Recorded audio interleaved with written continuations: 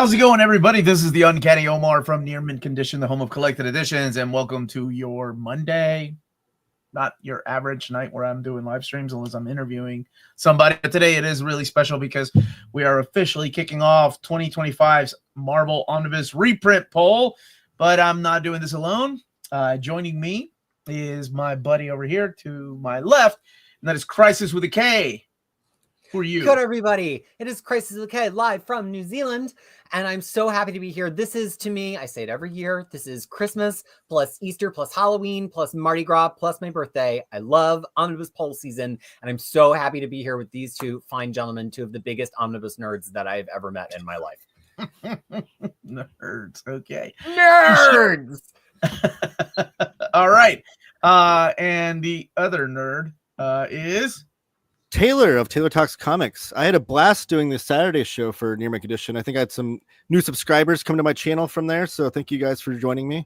And I'm excited too. I just love the idea that Marvel even listens to our voices, and we have a say in the matter of kind of what gets reprinted or not. Obviously, they don't have to listen to us or anything, but they do listen, and that's very nice. It is really cool. It is. Right off the top of your head, Peter, I'm putting you on the spot. Oh, boy. How many of last year's books have been announced or have come out that we had on the list? Do you know? Or I can go. I do not have that data. Okay, I can look for it really quick. Let me look at the. I think it's on the. There's a spreadsheet that Jim had going around, and I had checked off. Oh, yes. Before I go any further, though, a big thank you to Jim for putting all this together again, making my life easier, your life easier. Yes. It used to be a pain in the ass to get people to try to vote. And this time around, it's been smooth sailing. I think it was Luis and both Jim helped me out the first year that we did it, and it's been working out great.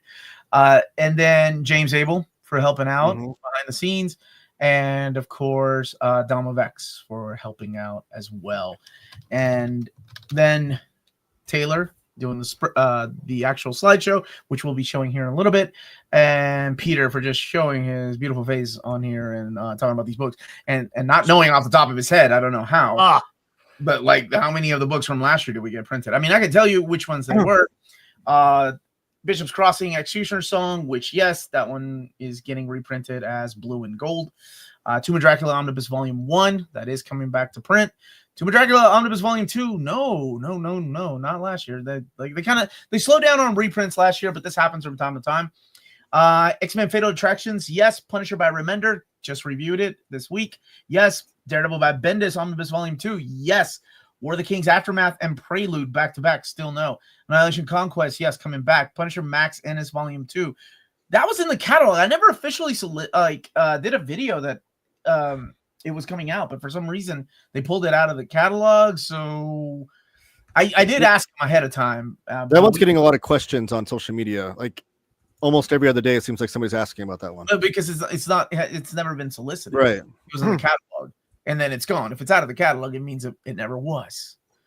You didn't put the suit on to announce it, so it wasn't official. Correct. But I did put the suit on to announce Captain Marvel Omnibus Volume 2 and Guardians of the Galaxy by Bendis Omni 2, and those were out of the catalog as well. But we know Captain Marvel's coming back. I think the date they gave me was June with a new title. Anyway, Amazing Spider-Man Omnibus Volume 2. Also, no, very surprised they didn't do that one. Astonishing X-Men Omnibus, also not reprinted. Old Republic, yes. Mark Miller, Wolverine, no. Daredevil by Charles Soule, I imagine, was number 15 last year. That one will be probably higher this time around. Yeah, that one's one of the hot ones. Wolverine, Jason Aaron, yes. Thor, Heroes Return, Omni Volume 2 was at number 17. Secret Wars 2, X-Men Claremont and Lee Omni. I'm curious where that one will end up this year. And Ecstatics Omni. So those towards the end were a no. The last 17, 18, 19, and 20. But everything else was a yes. So, Omar, I can't say this enough, but what you've done for the Marvel collections community is insane. I appreciate all the work you've done on RB. Oh, thank you, dude. I haven't seen you for a while, man. I hope you've been doing okay. Hope you and the family are doing well. Definitely co-sign that. What you've done for the community is wonderful, and just the fact that you have you're like the middleman with with the fans, the omnibus collectors, and Marvel is awesome. It is a very amazing, and I take it super serious type of role. But I do love that. I love getting to be a small part in this huge thing that gets everybody involved, and everybody, whether one of your books gets reprinted that you voted on or not, like it feels like these votes matter, right? Like, hey, we came this close, so it's really cool. And we're doing it for DC as well.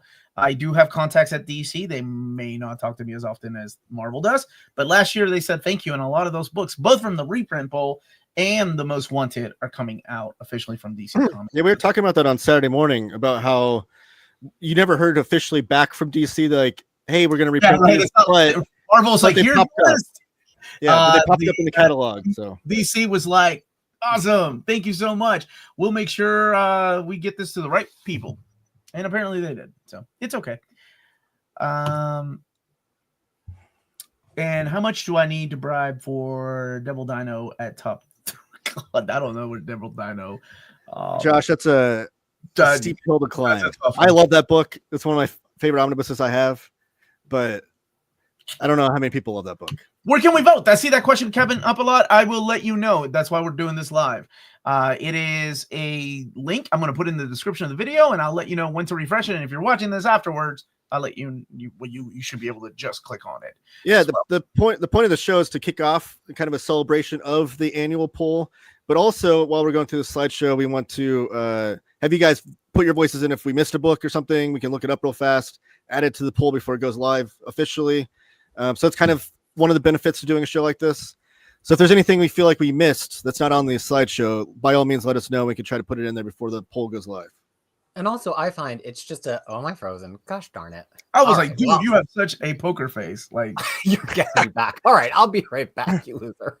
Okay. Christian, dude, I got to hang out with Christian and Cody Collects and Drew. And there was another gentleman. Oh my gosh, I can't remember his name. They do a lot of TikTok videos, and I never know where my life is going to take me when I go to conventions, and it was a completely unexpected, crazy night. And I'm glad that Christian was a big part of that night, man. Hola, mi hermano. Last year we made Tomb of Dracula 1 possible. We did, brother. Let's make volume 2 and 3 in this year. Yes. DC is playing hard to get. They've been playing hard to get for me. Hey, back to Tomb of Dracula.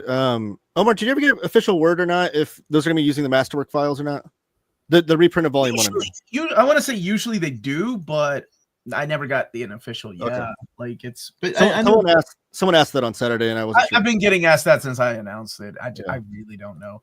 Marvel Knights by Joe Quesada needs a reprint. That's on the poll.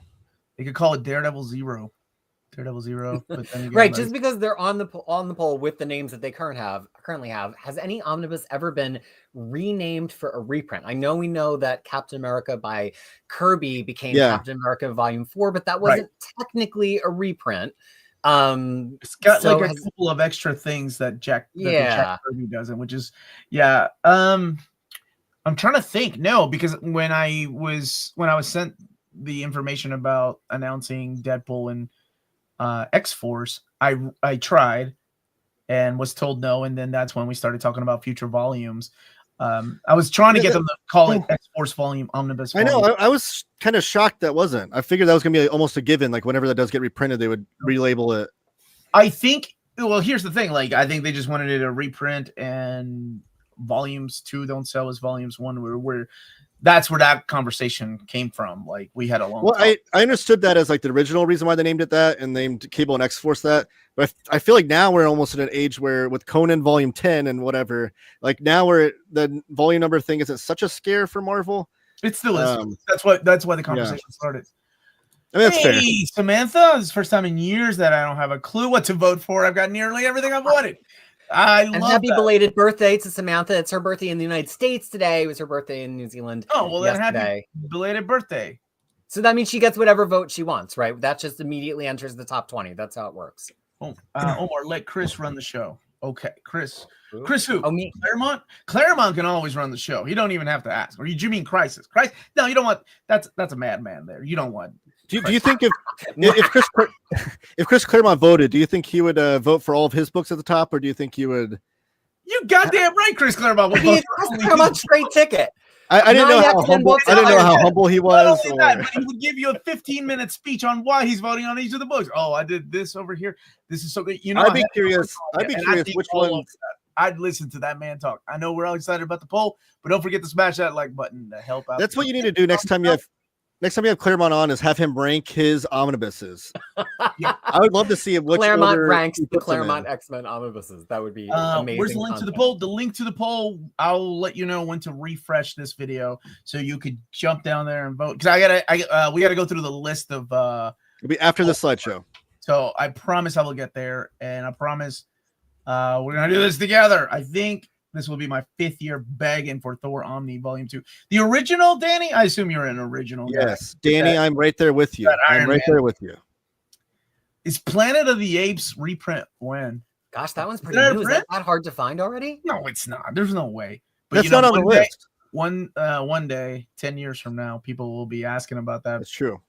So I want to say 2 things, but Taylor may be so organized that they're already in the presentation. So stop me if they are. So part of this is not only so you can catch if there's anything missing on the list, but it's overwhelming to think about all of the omnibuses out there and all the things that there are options for, that if they came back and could be reprinted, you would buy them. And that's why I think it's actually helpful to just have us at a moderate speed list them off on screen so you can see them. Because once you get to that poll, we all know, we've voted on the poll before, it's an overwhelming experience. And then you click submit and you're like, oh no, the one I wanted.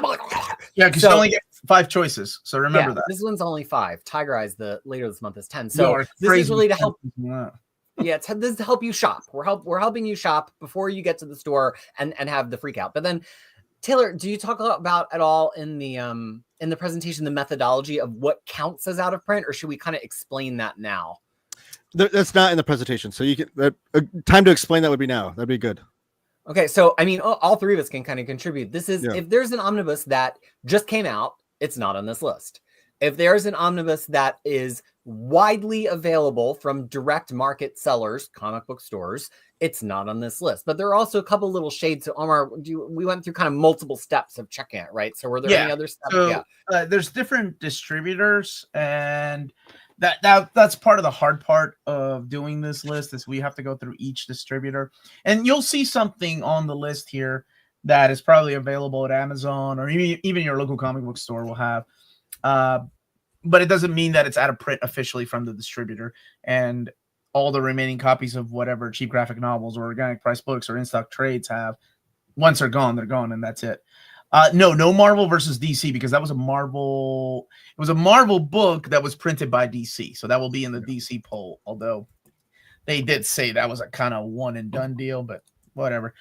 Fantastic Four Volume 2. I can't find it anywhere. Only on eBay for $260. God bless. And that's yes, the flippers hate these videos, by the way. So I'm sorry. That was like the flippers hate him. That's like the 3rd time those Hickman Fantastic Four omnibuses go for like crazy prices on eBay. Every time it gets reprinted, it does that. And I did one of the things before we get started really quick, that I do every year since I've been doing this, and even before I let people vote, when it was just me suggesting a few things to Marvel, was I really reconsidered it this year, maybe not doing it, was adding an X-Men oversized hardcover on the poll and making it come back as an Omni. Because in the past, I had done that with Inferno. I had done that with Fall of the Mutants, the Prelude to Inferno, and then eventually we got X-Cutioner song, X-Tinction Agenda. And I thought about it because of that whole blue and gold Omni. Some people were not happy with that mapping. They were like, there's too much double dipping. So then I thought, wait, maybe I'm stepping on some toes if I start doing this again.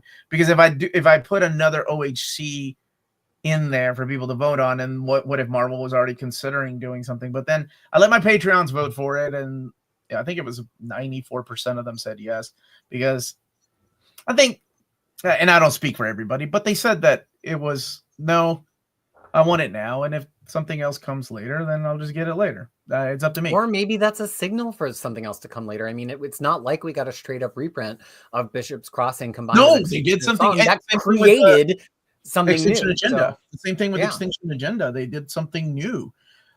So that's where we're at. Now, again, this is the reprint poll. These are books that have already been printed, not the new never printed Omnis, which that list will come later on. And I promise You will all get a chance to vote for that. The Avengers West Coast Omni Volume 2. Huzzah! I'm surprised none of those made it last year, but War of the Kings Prelude, War of the Kings Aftermath both have my immediate votes as well. It is interesting to see how this goes. Did you say when you're gonna do the results? Or when voting closes, I mean. Actually, I have that written down. I may need to update it because Peter and I had talked about that last year. I think you gave me this number. We're gonna go over a week, but last year you said it was 8 days. I think. I believe this, much like the Beatles, is going to be an 8 days week for the voting. Okay, so it will land Tuesday, April 22nd. Then, correct? That is correct. Yeah. Right now, I believe the description of the video says Friday the 22nd. That's just a typo. It is the 22nd. So you have 8 whole days. Do some thinking. Don't think too hard, because if you wait until the last minute and miss it, then you will hate yourself forever. We'll put reminders up on social media too. And I will go ahead and change that as we're doing this now. All right. What do you say we get this party started? And let's do it. Get everybody involved. And again, if you see something that you're like, wait a second, where's this? Let us know, and we will try to double check as we're doing this live. Okay. And I'll be able to let you know if it's on a different slide, because I organize these slides. Sometimes an omnibus could really fit into 2 different categories. So I'll let you know if it's on the a later slide. Okay. And thank you again to Taylor for putting this together. And let me just get this out of the way and officially move this. Okay. Let's go ahead and start. Kicking off the Marvel Omni reprint poll for 2025. Captain America. Woo. All right. What do we Taylor got? repping it. Ooh, Golden Age. Oh, good Lord. Golden Age 1 and 2 are out of print. The Rick Remender Omni. Ed Brubaker Volume 1 again with the death of, oh my gosh. Yep. That's crazy. Captain America by Mark Waid and Ron Garney absolutely needs a reprint. It's only been printed once, and it had every single copy had a bad binding on it. Everybody had to fix it. I have a video on that. And Captain America by Dan Jurgens, which is also. I think the Mark Waid one is like the oldest one on this list that never got reprinted. Because like Remender and Jurgens haven't been reprinted, but those are fairly new. Yeah, those are new. And because I remember Jurgens, I asked if they could add one issue, and they added it to the back. So yeah, that was really cool. Yeah, but out of print already. My gosh. All right. I mean, Ed Brubaker Volume 1 is like kind of a gimme. It's the start of all that. It will be the 4th printing if it gets reprinted. I think we're just almost approaching evergreen status on that one. But, you know, sometimes things surprise me. Rick Remender is really, really hot right now. That cap run, not my favorite cap run of all time. But with everything going on with Giant Generator, like people are just hungry for more Rick Remender collections. We might see a surprise insurgent vote on that one. It will be interesting to see where it lands because, well, in the past, you know, it was such a popular out of print stuff. But there was a Captain America Silver Age 1, 2, 3 reprint, and then the Kirby one got reprinted with the Kirby. Mm-hmm. Yeah. So who knows what 2026 will bring? But I think a lot of it had to do with the anniversary too. Yeah. Marvel events, which we have a lot of those. X-Avengers have only had one printing. Peter's favorite, and I wish I was kidding. Atlantis Attacks also had one printing. Earth X Trilogy, Alpha and Omega. I know it says Earth X Trilogy, but there's only 2 Omnis. It's a little confusing with that title. You just need the Alpha and Omega. There is no Beta. There's no Epsilon. No Sigma. Evolutionary War Omni, Heroes Reborn and the Return. That is the follow-up to Heroes Reborn. Not to be confused with Jason Aaron's Heroes Reborn. Right. Infinity Gauntlet, Infinity War, and Infinity Crusade. Now that is the trilogy, and it is all 3 of them out of print. Secret Invasion Omni, which I don't know, maybe that one will get a vote because of New Avengers mapping of Omni Volume 2. The Secret Wars, Secret Wars is out of print? Didn't we get that reprinted 2 years ago? Yeah, we did. I think it's out again. Holy moly. That was early last year, I think it got reprinted. Secret Wars Omni Volume, or Secret Wars 2 Omni, that only had one printing. War of the Kings, again, the Prelude and Aftermath, which were voted highly, highly on our list last year. Hopefully we'll make it again this year. What the fudge? War of the Realms and House of M are out of print? House of M? Yeah, House of M shocked me too. Just how fresh that one is.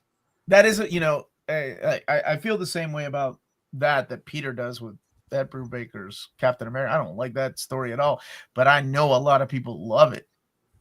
Empire Omni also out of print, and I remember that one actually collected stories that were not finished in single issue format, and they gave you kind of everything. They kind of gave you the like unfinished art, the script, because it was during COVID when that story was coming out. So that Omni is really cool, whether you like the event or not.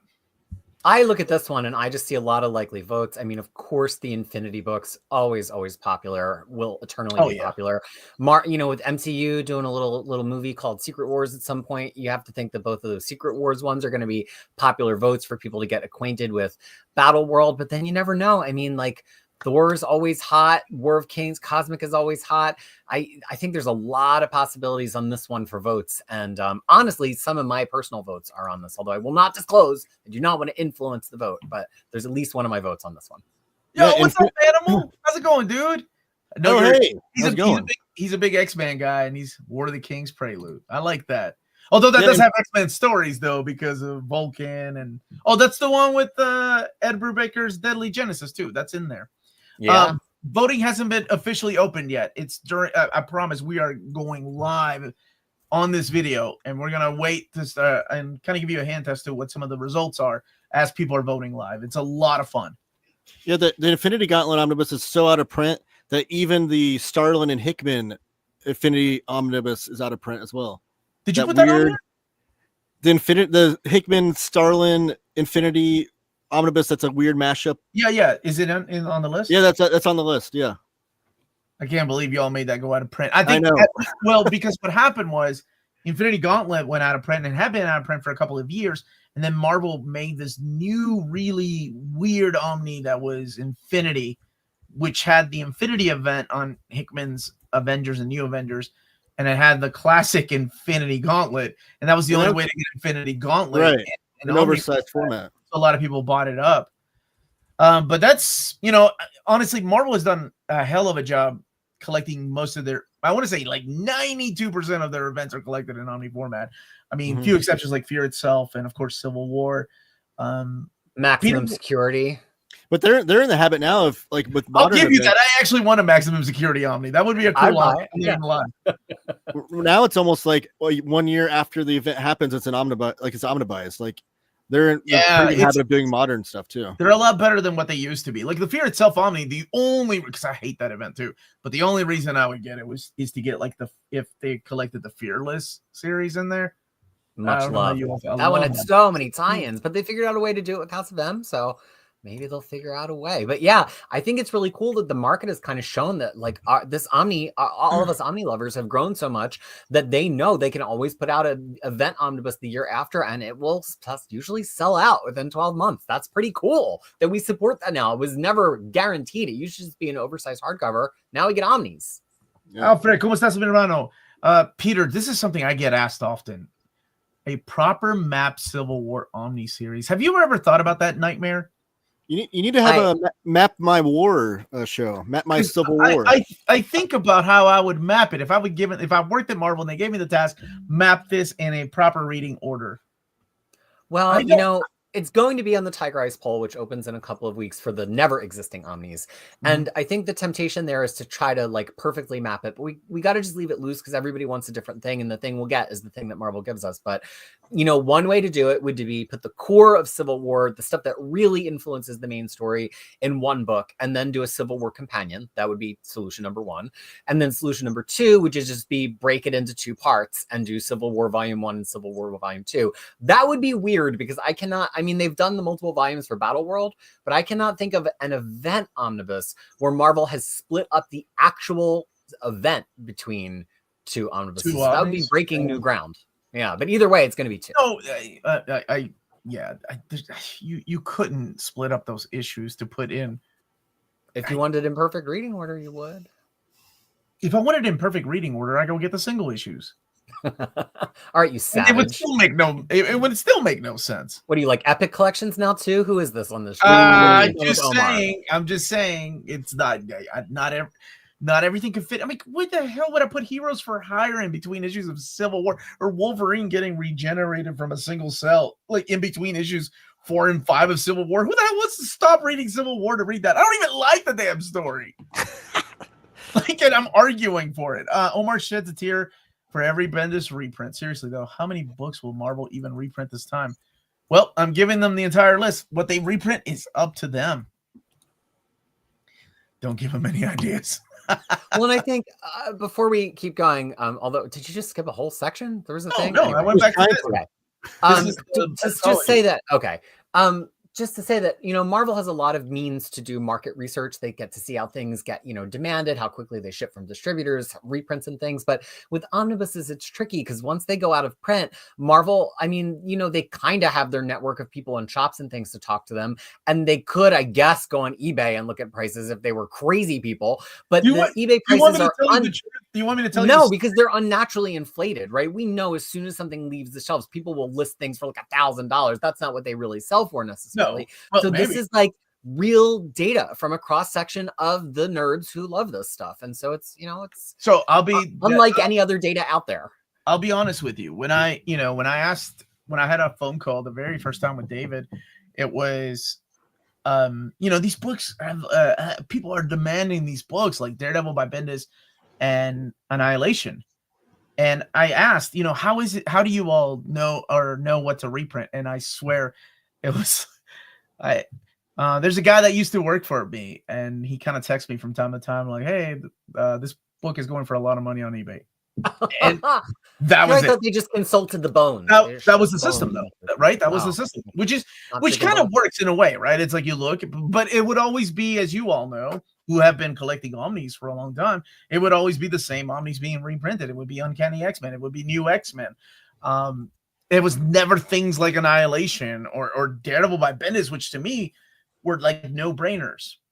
So the very first book, for anybody that says I don't like Bendis, the very first book I pitched to get reprinted was Daredevil by Bendis Volume 1 and Annihilation, because I knew how many people wanted those books. And at one time, they were that's like, when you announced those, and all the guys on Reddit were like, "Who is this guy announcing this?" Like as if he knows. What about Age of Apocalypse Omnibus, for Christ's sake? That would be in the X-Men Omnis. It's an X-Men. Yeah, that's in the X-Men. We're looking at events. Love that profile pic, Amon Ra. Again, that was one of the ones that would fit into like events, but also X-Men. So the Civil War box set or Omni would be good. Oh, for the Civil War. To Crisis's point, please only vote for the books you want, not what someone else wants. Doing the latter would make the data unreliable. 100%. Please vote for what you want. Yeah, because Marvel wants to see that these books actually get purchased once they're voted on. I know I always see it in the comments like, oh, Uncanny X-Men and Spider-Man will always come back to print. Yes, but I also know what it's like to be a collector, like a collector of something new that's been around for decades, and I don't have a volume 1. And if they always sell and go out of print, then that means there's a demand for them, and that's just supply and demand. Yep. Move on already. I'm falling asleep. Man, you must be fun. Oh, jeez. This is called The Art of Seduction, my friend. This is the part where we what's wrong with people? Everybody's get to the point. What about Seduction of the Innocent? Let's get some Okay, no, Taylor, don't bring that damn book up. All right. You get 5 votes. Marvel 75th Anniversary Omni, Marvel Cinematic Universe Omni, Marvel First, the 1990s Omni. These are all that's the volume or issue number 1, along with the Marvel Now Omni. Women of Marvel Omni. Oh man, I can't believe some of these are out of print. The official handbook of the Marvel Universe Omni, and the official handbook of the Marvel Universe, the deluxe edition Omni, out of print. It's working, Omar. I am seduced. It's what I do, baby. It's what I do. It's the slow build-up. It's the foreplay. Can't jump to the fun part yet. All right, Spider-Man. Lars isn't even here, man. Spider-Man, Spider-Family. Holy crap. You guys are crazy. I really thought Amazing Spider-Man was still in print. Volume 1. I was just using that as a damn example. So volumes 1, 2, and 3. Whew. 6 is low in stock, though. 6 is low in stock. I will say that. Give us number 7. Untold sorry. Wrong show. Untold Tales of Spider-Man Omni, which is great, and again out of print. That one had two printings. Two, Amazing yeah. Spider-Man by Miscellaneous and McFarlane. That one's had 3 printings. Amazing Spider-Man by JMS Omni Volume 1 also had 3 printings. That's crazy. Spider-Gwen only had 1 printing. Spider-Man by Roger Stern again out of print. Spider-Man by John Byrne. Oh man, that I think that's up there as like top 3 worst mapped Omnis of all time. I hated the mapping on that book. I hated the mapping on that book so much, I gave it away to a friend of mine when I bought it, and I kept my trade paperbacks with the Howard Mackie stuff. I don't even like the stupid stories, but I'm like, how are they going to not put the second part of the story in this Omni? Maybe we need to have a show, like instead of the Evergreen show, like the 5 omnibuses that we should take off the existence of Marvel's catalog. What is Sean call? Not Sean. It was somebody else from the Comics Pal. We called it the Was that the Nevergreen? Evergreen. There we go. Spidey by Todd McFarlane, which is different than the Miscellaneous and McFarlane Omni. That's the one when he went solo. Doom. Yeah, you all know. You love his writing. Spider-Man's Tangled Web Omni. Only had 1 printing, as well as Superior Foes of Spidey. That one's also one of the thin Omnis. Ultimate Spider-Man Omni Volume 2. Last year when we were doing this, it was low in stock, and now Ever Brown. That was it, Sean. Ultimate. And now officially out of print. Yeah, I'm kind of surprised that we only have 1 Ultimate Spider-Man omnibus with how popular those have been. Well, there was a huge restock of Volume 1. And Volume 2 had a restock, but only the standard cover. I bet you we'll have more on the list next year once we get that the next volume come out. Now let me throw out a fun Spider-Man fact before we continue. That ASM Volume 1 has been reprinted like setting a clock every 3 years. It was printed in 2013, 2016, 2019, 2022. This is the first 3-year increment we have not had an Amazing Spider-Man Omnibus Volume 1 reprint. You know why? Because you had the longest we've waited. Because we've been doing this reprint poll for them, so that it's ignored. That's why we messed up. We threw a wrench in the system, man. That is a fun factoid, though. That's interesting. There was a good question in the chat. Okay, what is the difference? Hey, Alex, what's the difference between Amazing Spider-Man by Miscellaneous and McFarlane and Spider-Man by McFarlane? I answered that a little bit earlier, but just in case I didn't, Taylor, were you listening? Or you probably it was I could tell the Amazing Spider-Man by Miscellaneous and McFarlane is when Miscellaneous is writing it, McFarlane's the artist, and it's literally the Amazing Spider-Man run, like the title Amazing Spider-Man. Spider-Man by Todd McFarlane is the adjective list, where Todd McFarlane gets his own series. Like the #1 issue was the best-selling comic book of all time until X-Force came out, and that's just Todd McFarlane on both writing and art duties, and he even colors one of those issues. Yes, it's really bad. Eric Larson helps with some of the inks. Marat Michaels, Rob Liefeld. But it's McFarlane art, so you know what you're in for. And now we're moving on to assembling the Avengers here. Hold on a second. How come Superior Spidey or Spec Spidey by Zdarsky? Those are hard to find. Those are still officially in print. Not looking hard enough, apparently, Arthur. They're out there. So hunt for them now before they go really out of print. No, we're not doing FOMO. Not on this. Oh, sorry. At your own discretion. Just letting you know, though. Sorry, they are super low in stock. We only put books that are officially out of print. Avengers by John Byrne, which is West Coast Avengers Omni Volume 3. Avengers The Crossing. Some people on the panel think that's one of the greatest Avengers stories ever. Avengers The Gathering, now out of print. Our Ultimate Comics Avengers Omni. Ultimates by Miller and Hitch. Again, Ultimates is out of print? Yeah. Man, you Ultimate folks are crazy. Uncanny Avengers Omni and West Coast Avengers Omni Volumes 1 and 2. Holy crap. All those Avengers. Yes, Arthur, we did it. Avengers The Crossing's out of print after 14 years. I think it's out of print. It's been out of print for a while. Yeah, I think that was on the list last year. I don't think it even breaks the 100, brother. Now, of these, the one that I would expect people want the most would probably be Uncanny Avengers, just because it's been. That's the one I was saying. It's Remender. title that I've been like, well, not only because it's remember, I was just looking at the list and I was like, has it really been that long since we've had Uncanny Avengers? And also it just feels like it's only ever had one printing. It's been 10 years. We're about to get X-Men in the MCU. It kind of just feels like it might be time for that one. But again, I'm not endorsing. I'm just predicting how things might go. If I will say, like, if that book actually gets on the reprint poll, I will 100% suggest just looping in the second series, kind of like what they've done in Axis Omnibus. Axis. Well, you throw in the Axis and you throw in the Uncanny Avengers 1 through 6 that Remender also worked on for Volume 2, and then Rage of Ultron, baby. And was it Dugan that wrote the rest of it, or because that's pretty thin omnibus as it was. So you can pack in some stuff. Who wrote the rest of Uncanny Avengers after he left?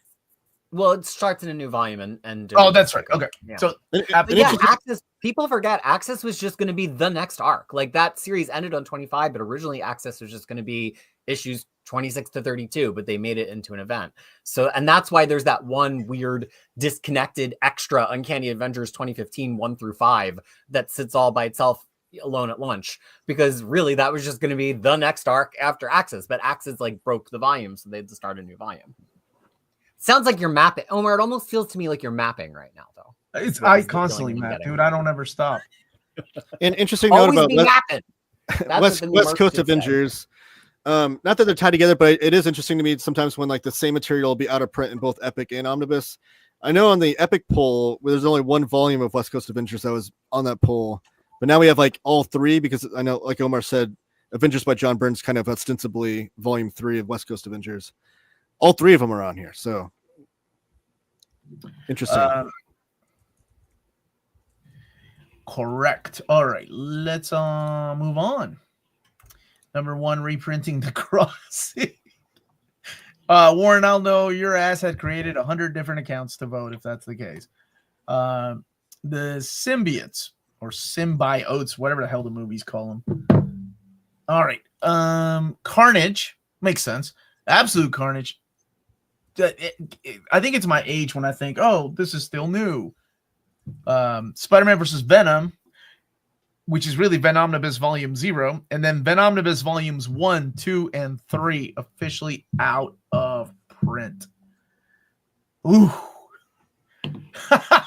Patrick is my spirit animal. Omar, why are you ignoring my comments? There are 582 people watching right now, Arjun. What comment did you have? By out of print, do you mean unavailable as in PRH? No, completely out of print as in no distributor has it. Lunar, PRH, Diamond, nobody has it. So that means like your comic book shop cannot purchase more for their stock. What is the Carnage Omni? The Carnage Omni is actually not anything like that Marvel has released with the Epics. It's actually the newer stuff. Yeah, so Carnage USA. Omni, not the classic stuff. Everybody jump in. I'll wait. No, oh, sorry. So the Carnage Omni is really different than the Venom ones. The Venom ones collect all of his miniseries from the 90s, and that Amazing Spider-Man and Venom is like the Volume O. Carnage almost could have started out as Carnage Volume 2, because it starts with his comeback in 2004 in Venom versus Carnage, and it basically collects every series with the Carnage name on it, as well as the Minimum Carnage crossover, all the way through the end of 2017. So it's 2004 through 2017, every Carnage series. It's not classic 90s Carnage appearances, which would be like a Carnage Volume 0, which doesn't exist. So that's all kind of like a modern Carnage. I love that we're calling it Carnage Classic. Is Phil Owens here just to give him a stroke? Carnage Classic. That's awesome. Let's see. Absolute Carnage is the Donny Cates stuff, yes. Yeah. And it's not just the Venom issues with Absolute Carnage, but it's Absolute Carnage, the miniseries, the Venom issues, and then all the little minis that tied into it. Oh yeah, it's an event omnibus. I need the Venom Omnibus Volume 3, but I'm not even voting for it. It's so bad. Oh man, it's the Daniel Way. I think have you ever watched The Thing? Omnidog's solely responsible for Venomnibus Volume 2 going out of print, right? He hyped that book up quite a bit. Oh, did he get a panic?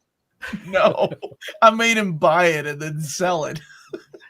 No, Omar convinced him to buy it, and then he sold it immediately when he pulled it out of the box. I was like, why did you buy that, man? Did you not hear my pitch? Those stories are awful. Like, Venom emails himself through the internet to get out of jail. All right. Daredevil's been shown a lot of love, but let's see what's left. Daredevil Omni Volume 1. Daredevil by Frank Miller and Klaus Janson, again out of print. Daredevil by Frank Miller Companion Omni out of print. Daredevil by Brubaker Omni, which just came back to print, like I think not even a year and a half ago. Daredevil by Charles Soule, I think this one will be high up on the list. And Daredevil by Wade and Samney Volume 2. Is Marvel Knights not on here? Did you put it somewhere else? It's in the creator-centric slide. Because it's the Joe Quesada book? Yeah, I know it's considered Daredevil, but it's in a different slide. Can we start calling Omar Classic Omar? Never. Can someone help me? I can't find the link for the poll. It's not up yet. When I will let you know when to refresh it, and you can start voting. I promise. I can't believe both Frank Miller omnibuses are out of print again. That's crazy. Well, because the reprints are always smaller and smaller. They are, yeah. But Wade and Samney Volume 2 that just got a recent reprint. So yeah, no, we haven't gone through the X-Men stuff yet. We've gone through Spidey. X-Men's last. So Daredevil. Deadpool, not considered X-Men. Because there's so many for him. He needed his own slide. Where do we go to vote? It's a link. It is a hyperlink. It is a whereas my buddy Sean from the Comics Pal likes to say, it is a HTTPS // type of link. You don't have to sign up for anything. There's no app for that. You don't have an app. I'm not gonna email you about your insurance later. I promise you. It's just a link, and I made it even easier. You can just submit something. I just need your email though. All right, let's go with Deadpool. Woo! Lots of these are out of print.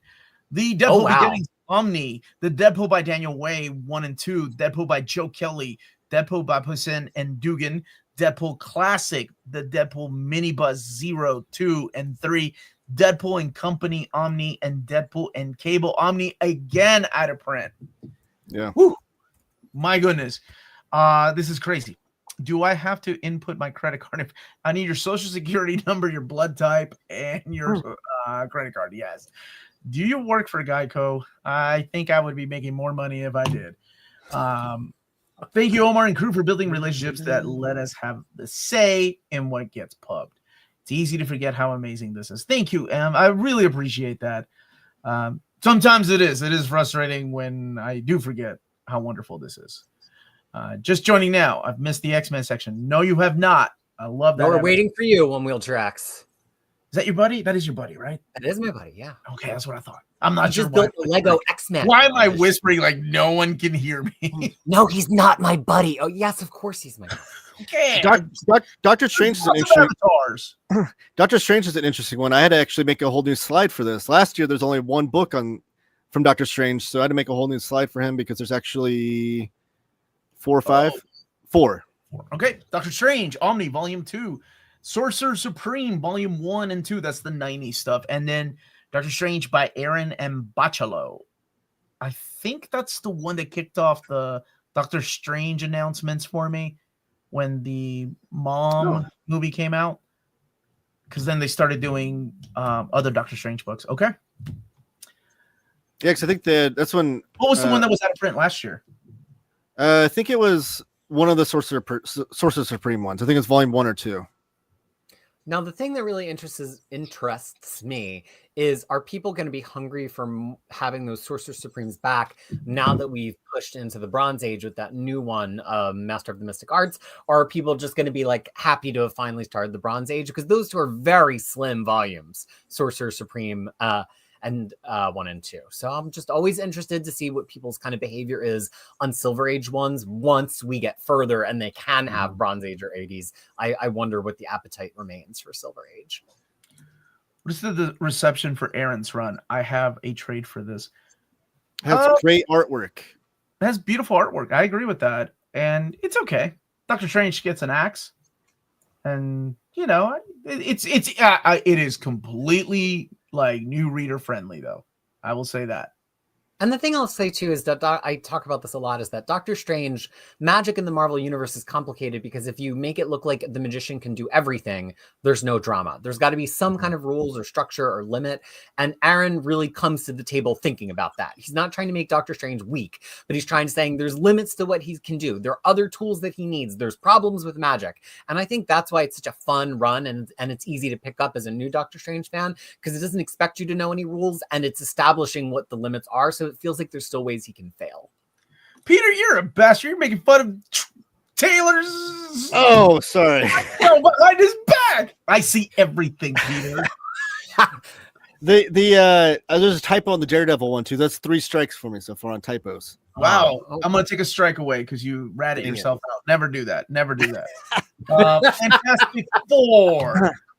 Fantastic Four Omni Volume 2, Volume 4, Fantastic Four by John Byrne, Volume 2, Fantastic Four by Hickman, Omni Volume 2, and Fantastic Four by Fraction Omni, all officially out of print. So Fantastic Four Omnibus Volume 2 is the greatest omnibus that Marvel's ever produced. So that one should be printed. It's really good. It's really good. And wow, and what a year for that one to be out of print, right? Like, right, I know. That was exactly. the very first Marvel Omni with a Volume 2. Oh, really? I didn't know that. That's interesting. Reprinted Volume 1, and then because I know this for a fact because I was I'm only gonna collect X-Men Omnis. Oh, here's Spider-Man. Shut up. You were there. So young, so naive. That's a trap we all fall into. Well, what happened was Marvel did something that I didn't expect them to do.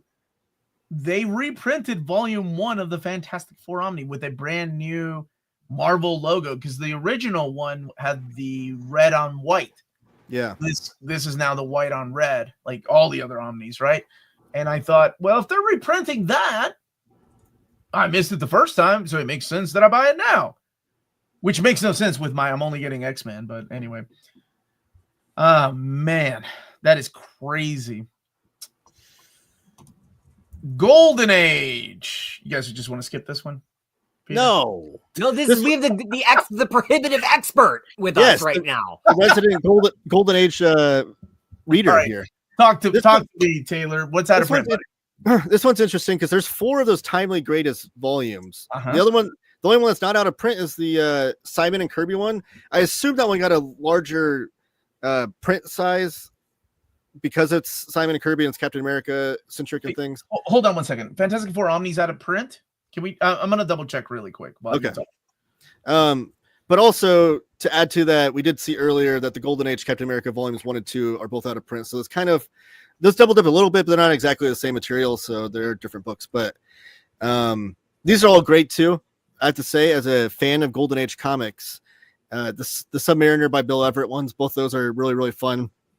Submariner's not your average hero. He's like a kind of a anti-hero in those. And Golden Age was before the Comics Code, so there was nothing was off limits at that point. You see him like drowning cops and stuff. It's crazy, wild stuff happens in those. And then the Golden Age Marvel Comics Omnibus collects like the full issues of like that era of like when it was called Marvel Comics. All right. And thank you for bringing that to our attention about the Fantastic Four Omni Volume 3. It is out of print? It is out of print. So I'm going to add it really quick. And Volume 1's getting a reprint like in the next few weeks, I think. Yes. Yeah. And we're also getting a Volume 6 soon, which is exciting. Right? I keep forgetting that's not out yet. I'm like, oh, wait, that's not out yet? Do you have your copy yet of that? No, I have my May 1965 Star Wars Crimson Reign, Silver Surfer, and which Silver? Oh, the new printing of Silver Surfer. Holy shit! Oh, there, I just got demonetized. Hold on a second. I want to do a live. You can say shit a few times. Well, now I can only do it one more time. I wanted to do it live. I haven't opened it because I've got the plastic out, and I was like, oh, I'm going to check if it's got the right printing. If somebody can tell me what pages they are, I think it's okay. What Omar's talking about is the Buscema Lee run of Silver Surfer is getting reprinted that you all voted for. But I need to know what are the pages that were misprinted in Volume 2. Yeah, on the last printing of that. I think it's fixed.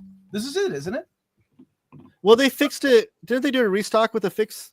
They did, but it doesn't matter. We need to make sure that every one of these is fixed.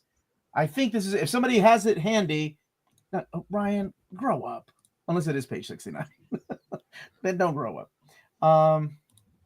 Let me know, and because I want to know. Yeah, it's 3 times. Thanks a lot, Peter. I'm going to get demonetized. I swear so much on my Sunday stream, and I have not been demonetized yet. Maybe just because you're a popular channel. Maybe because you live in New Zealand. Standard. Yeah, we've got no rules here. There's words we say here that you would gasp. Gasp. That is true. Page 420 is what. No, he's 420 and 69. How old are you all? 15? God bless. Somebody with a real freaking. Yeah, everybody's joking until they buy it, and it's messed up. They're so old that they call Carnage Classic. I'm not even going to read that, but Ash Guy knows what's up. All right. Let's go. Let's keep on going. Guardians of the Galaxy. Almost every volume. Yeah, you all do that while I add Fantastic Four to the poll before we. Okay. So this is almost every volume, but the solo classic omnibus, that's like all the main characters of Guardians of the Galaxy, like their solo adventures before the team forms. And then Valentino, that's the 90s run where Jim Valentino, one of the Image founding fathers, had his own run. Abnett Landing, that's the one that inspired the MCU's Guardians of the Galaxy that we know and love. And also that double dips with the War of the Realm. No, sorry, not War of the Realms. War of Kings. In War of Kings Aftermath, I believe. Is that right, Peter? Yes, it does overlap because each of those books dips a little bit out of the Abnett Landing. So the entirety of that omnibus is in those other two. But if you want just the Guardians of the Galaxy, that one's there. And then Jerry Dugan omnibus also had that OHC that went with it, Infinity. I don't know, what was that called? The OHC, there's an event that went with the Jerry Duggan run. Oh, and the Infinity Countdown and Infinity Wars. Yeah, that one. And that OHC is actually thicker than this omnibus, which was interesting. And then Tomorrow's Heroes is that before the 90s run? Thank you, Zenar. Half page from 496 was duplicated from page 474. Finally, somebody's not a 15-year-old kid. 69, 420. All right, let's see. Omar trying not to sound like an old man. Well, while Omar is looking that up, so let me. Those darn kids. So Tomorrow's Heroes is. There's a difference between Solo Classic and Tomorrow's Heroes. Taylor explained Solo Classic perfectly. It's all of the movie Guardians that you know very well, all in their original solo adventures from mostly the Bronze Age. Guardians of the Galaxy Tomorrow's Heroes are the future Guardians of the Galaxy who originally had the team name Guardians of the Galaxy, and they showed up in a variety of places. They were in Marvel 2-in-1, they were in Defenders, they were in Avengers. They never had their own series except for a line of featured stories in Marvel Presents. And so that omnibus is Guardians of the Galaxy Tomorrow's Heroes. And I believe if I can reach over to here, that had a lot of fun. Steve Gerber. The Epic Collection also collects. Yeah, this had a lot of fun Steve Gerber stories. Okay, really quick. Half page from 496 was duplicated from page 474. So I'm going to highlight myself. Thank you, Zenar. Here's page 474. And then 496. So it looks like it's fixed. Look at that great John Buscema artwork. Yes. Oh, the show that again. Under the Dust Jacket, it's different. Look, flip it around. Yeah, I don't think that's on the other printings. Well, the original printings from the Buckram age. Yeah, right? Yeah. The Marvel Masterworks looking. That's pretty cool. I like that they do that with on the back of the Infinity Warps. Yeah. Okay, thank you all so much for letting me know about the pages. Ryan. All right. Next up is Miscellaneous. So these are all ones that the character only has like one or two, so they didn't really get their own slide. And I think there might be 2 slides of Miscellaneous. A lot of hot ones on here. A lot of Cloak and Dagger, baby. Cloak and Dagger. I remember. Devil Dinosaur. Shout out Josh Greathouse. A little book called The Book of Doom. I can't imagine why anybody might want to buy that right now. Totally a mystery. Dude, that book is huge. Miss Marvel. God, can we get that back in print with like the complete G. Willow Wilson? Yes, I agree with that. How are the Dutch plastic seeing material? Retailers on Blue Sky this weekend being like, people still are coming in who have seen the Disney Plus show or seen the Marvels and said, wow, I like this Kamala Khan. Do you have a book of her? And there's so little in print of her right now. Really, it's just that first Miss Marvel trade that Marvel evergreened as part of the evergreen trade strategy. And there's just nothing for them to sell. Still a vast gulf of emptiness. Or I guess that they could sell them like NYX, but that is a totally different kind of Miss Marvel book.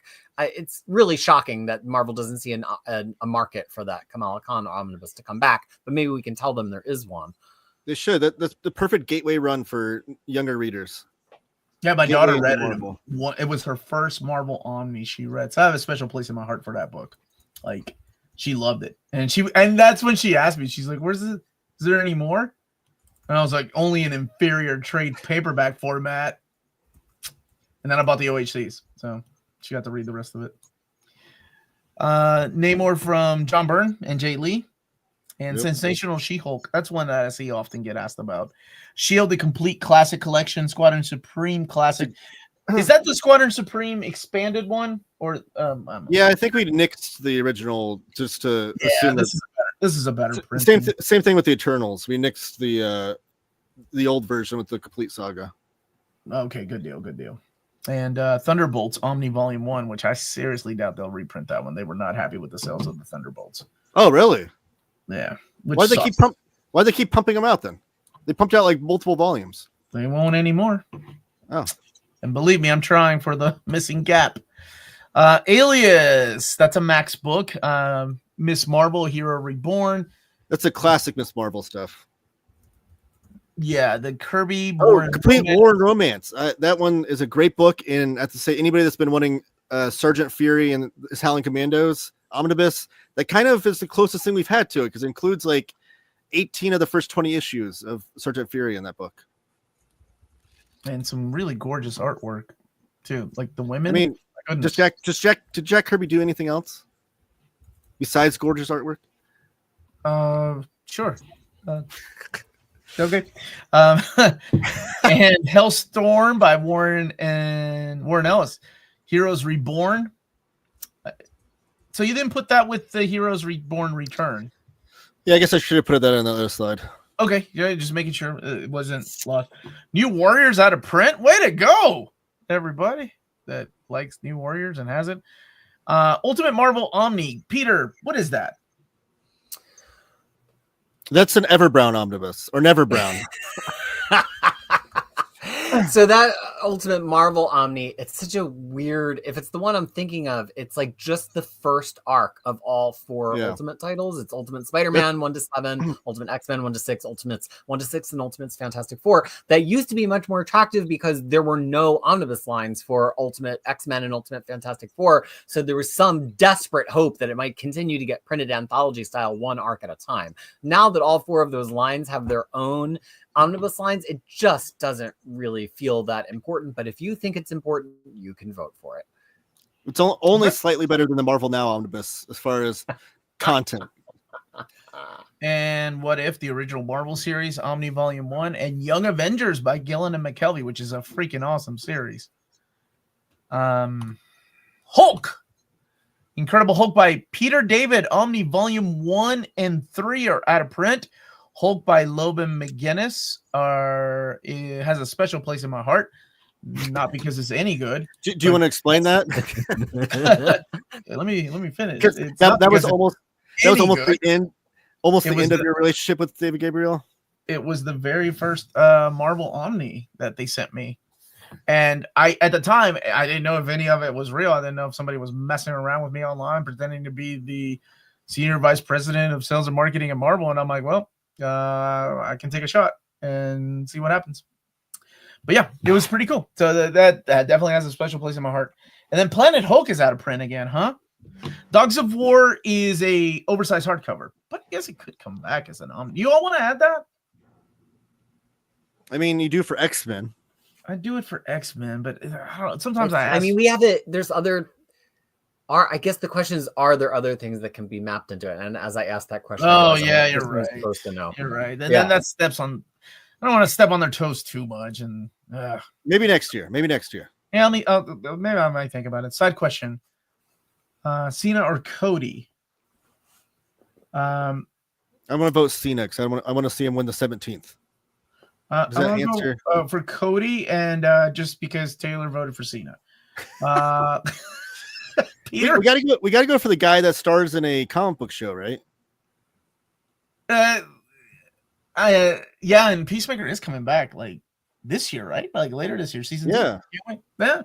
I'm going with Cody though, because I can't agree with Taylor. Peter, you got a dog in this fight? Are they lip gloss colors? What are we talking about? Yes, they're lip gloss. It's the new RuPaul's Drag Race. Oh, okay. How are you not keeping up? That's how deep in the Omnibus is. I'm not even caught up on Drag Race, Omar. It's all omnibuses all the time. You could tell me they're the 2 new drag queens. I'd say yes, Omar, of course. Thanks, Dean. I'm gonna check really quick. No Mayday Parker. Mayday Parker never got one. All right. Adam's calling you out. Cody was in Arrow. That's true. But he wasn't the star of the show. That's also true. Isn't World War Hulk also out of print? Risley had a hard time getting it. I'm gonna need somebody else to try to help me find all these books because I'm trying to move this Fantastic Four thing to the right place. World War Hulk just came out in 2024. I wonder if there's still a few copies kicking around in some of the places that. What did Dean say was in print? Spider-Man versus Venom. Let me ask if somebody can check for me. All right, and then Planet Hulk. Yes. Hold on, I'm just gonna bring up. Yeah, because that reprint was like a couple years ago, I think. You need bringing up the research to look at that, and also a big shout out to my buddy Derek who helped out with the research. By the way, Moon Knight was a little bit earlier. Along with Doctor Strange, Moon Knight was the other character that didn't have his own slide last year and had to get his own slide this year. Okay, and again, out of print means it's out of print at the distribution level, not at stores.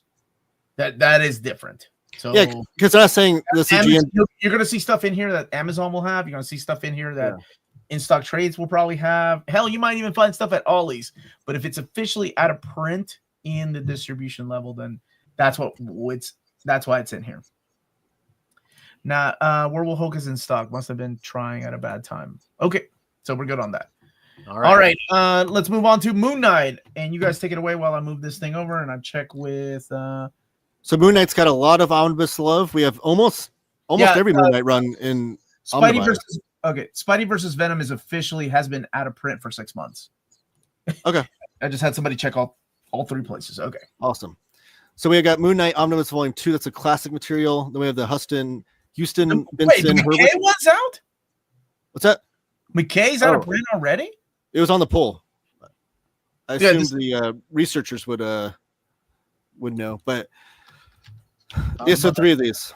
Hold on a second. I'm double checking that. Yeah, it's on the original out of print doc that you shared with us to kick off the thread. Okay, just making sure that was God bless. That you got from your deep throat, your omnibus deep throat.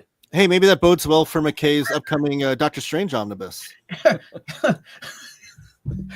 was like deep throat. You're trying to get me demonetized? Okay, you're not talking about the movie. You're talking about. I'm talking about politics. I know what you're talking about now. Omar, can't talk about Richard Nixon, and they're going to demonetize us. Yeah, I get it. Yeah, Omar, who's being the teenager now? Come on. Well, I can easily remove it. Okay, gonna double check. Yeah, I'm gonna definitely get demonetized now. Thanks a lot. Link to the poll. Not yet, Jared. Hit that like button. McKay Moon Knight has become like the second most beloved Omni next to Gotham Central in the Omni subreddit. Good. It's good, man. Omar, you should have made a pinned comment at the top of the chat. Okay. Saying, yep. It has been officially out of print for a month now. So there you go. That's why it's added. Woo! But you should have made a pinned comment at the top of the chat saying like the poll will be live after the slideshow or something. Oh yeah. James, can you write something up and I can wait? What the hell am I doing? I can pin that.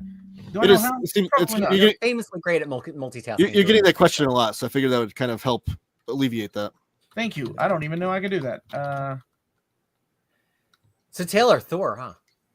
Oh yes, Thor's great. Thor's been omnibused a lot.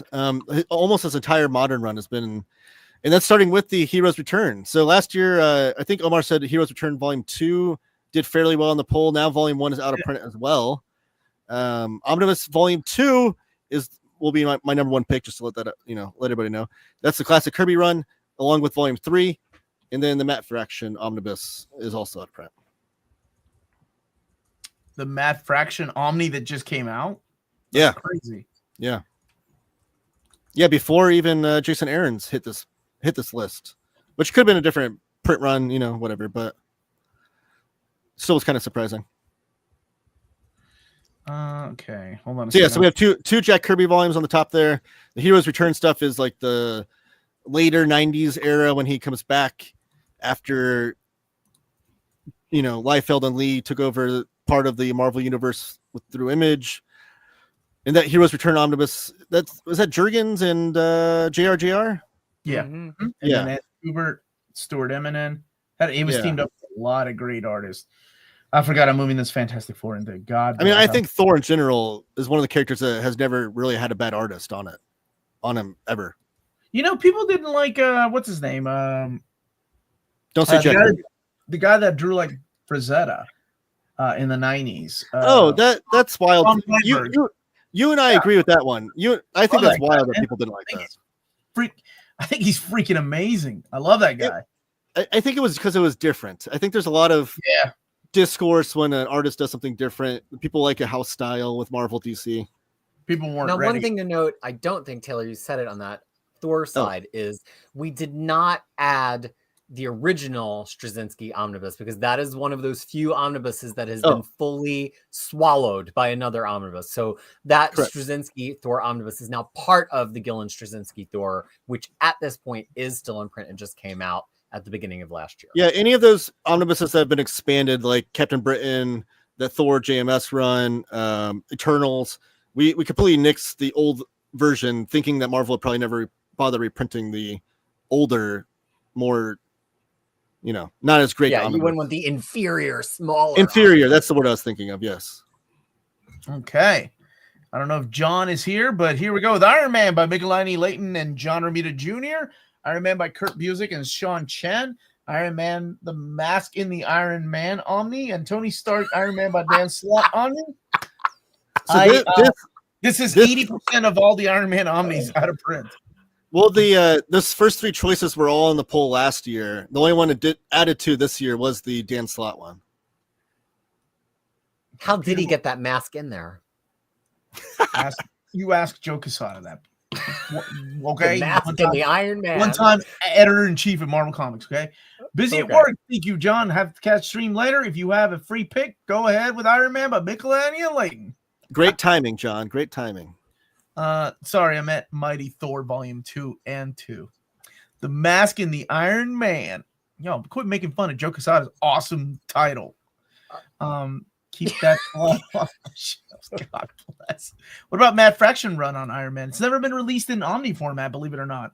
One day. Yeah, they called those oversized hardcovers omnibuses briefly in the marketing, but nowhere on the books, nowhere in the indicia. It was just something they said like one time in a solicit, and people latched onto it that they were omnibuses. They were never omnibuses. So, Crisis, where can someone vote for that omnibus then? If you're looking for an omnibus that does not exist yet, the thing you're looking for is the annual Tiger Eyes Omnibus Secret Ballot. This will be the 13th year running that it will be running, and it will be hosted here, of course, on Near Mint Condition, debuting later this month in about 2 weeks. All of the mapping Minties, their fingers are aflutter across the keyboards right now. We have added over 100 additional options from last year. God bless. Why? Suggestions from viewers. You know why? Because this year you all demanded it, and there are going to be licensed books. So you want Barbie, the Marvel Years? It's on there. You want Bill and Ted's Excellent Marvel Years? It's on there. You want Beavis and Butthead, Marvel Years? It's on there. The Beavis and Butthead with Rick Parker artwork, we need that omnibus. Rick Parker wants an omnibus too. And we also added anyway. It's happening. It's happening in the background. Number one Animaniac brand. All the best mappers are mapping away, and it's going to be in about 2 weeks. So if there's an omnibus that has never been printed, or if you're bringing up things that only were ever oversized hardcovers, and you're like, why not omnibus? Your time is in 2 weeks to vote for those.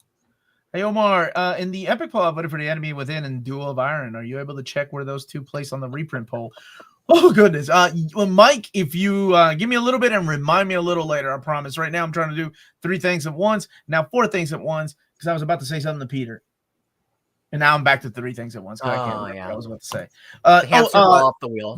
Did you add the Star Wars the Darth Maul? Yes, because I am the mayor of the chat, Omar. I was there for Arjun, and I heard his. Oh, okay. I heard his suggestions. This slide should read artist/writer centric because there's some writer centric ones in here too. You're saying writers aren't expressing artists? You shouldn't say that, Taylor. Is he canceled again? Is this cancel number 3? Yes. No, that's funny though, because normally it's the opposite argument. It's like, well, the artist is really important. Why would but all right. Marvel Knights is where you're gonna find a Daredevil number 0. Marvel Knights by Joe Quesada. Marvel Universe by John Byrne, Omni Volumes 1 and 2. Marvel Universe by Rob Liefeld, Omni. Marvel Universe by Frank Miller, Omni. Marvel Universe by Chris Claremont. Marvel Cosmic Universe by Donny Cates. And Yellow, Blue, Gray, and White by Loeb and Cell, Omni. That last one was one of those that like had never been officially, or it was solicited as an omnibus, but it wasn't. I don't think it says omnibus on the book at all. Now, if they reprint that, I assume they might throw in that Wolverine Gambit series because we had that gallery edition recently. Maybe just call it a Loeb and Sale omnibus. They may. Yeah, these are writer and artist centric books. These are really fun. One pitch I'll give you is like the Frank Miller one, for instance, gives you everything that Frank Miller did, with the exception of one issue of John Carter from Mars, but everything else he did besides what you see in the Daredevil and Daredevil companion omnibuses, and it includes every cover he did. So like they'll pack in a lot of cool things like that. Like if you had like an artist, like if they did like a Bill Sienkiewicz one, Bill Sienkiewicz is known for all of his covers. They'd pack in all his covers that he did as well. So you get like a cool like added pieces to those. So if you're a real big fan of one of these artists, I think they're really cool books. I enjoy them. I never like these kind of books. So I think anytime I've ever done a review of one, I've given them away. Or I think the Rob Liefeld one is the only one I kept because I needed it for a reading order. I think it had like a couple of stories from his Marvel Comics Presents that were never. It also has his Captain America Heroes Reborn or Heroes Return, whatever it is, Heroes Reborn series in there. I don't know if that's why you had it in there. The John Byrne one. That's in the Heroes Reborn Omni. You don't know? Oh, that's right. Okay. The John Byrne ones used to be the only way you'd have the Iron Fist issues in oversized format until the Iron Fist Omnibus came out. Yeah, that's true. That's true. Yeah, it feels like, I think there's probably some creators that this really could work for. And I think the Claremont one is actually pretty strong. But most Marvel creators are known for having longer runs on things. I think now, actually, in the modern day, it would work a lot better to have a Marvel universe by like Kelly Thompson. Like that would actually be a pretty fun omnibus. But some of these people, their bibliographies are like hundreds of issues long. So, in a John Byrne omnibus, it's not like it's going to have Fantastic Four or Avengers West Coast or whatever, because there are runs that are long enough to be runs. But now, today, people have little 5, 10, 12 issue runs all the time. So actually, maybe we'll see a resurgence of creator-centric. Well, we had the great Arthur Adams one came out. I'm sure, Crisis, you have 2 copies of that, right? You even redrew it. A doorstop and a footrest. Oh.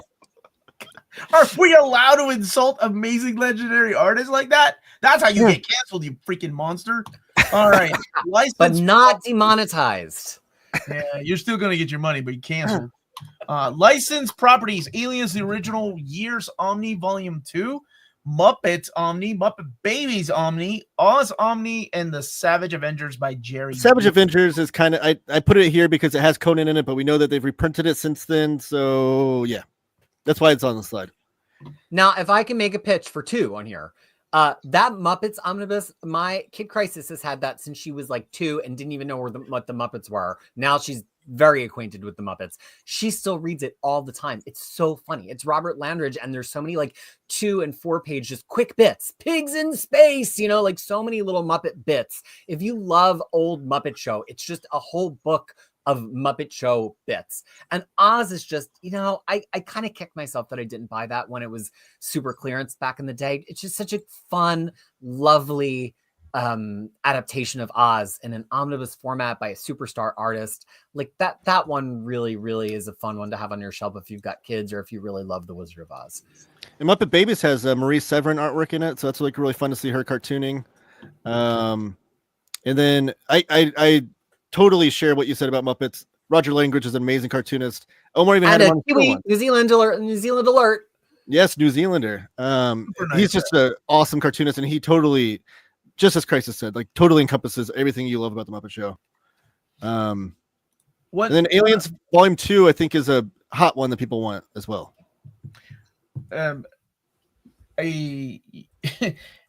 This is a sign of like how long you've been in the hobby. Like, I remember when Muppet Babies and Muppets were liquidized, and like, oh my gosh, you could find them at shows for about $25.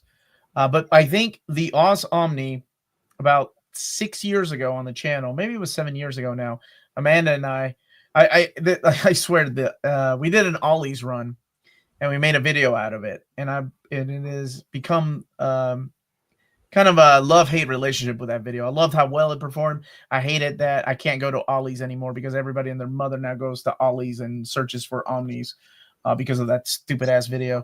But the Oz Omni is one of the ones that we found there, and it was they sold it to us for $7 because they couldn't find the price, so they just sold it to us for the price of what they had the hardcover for.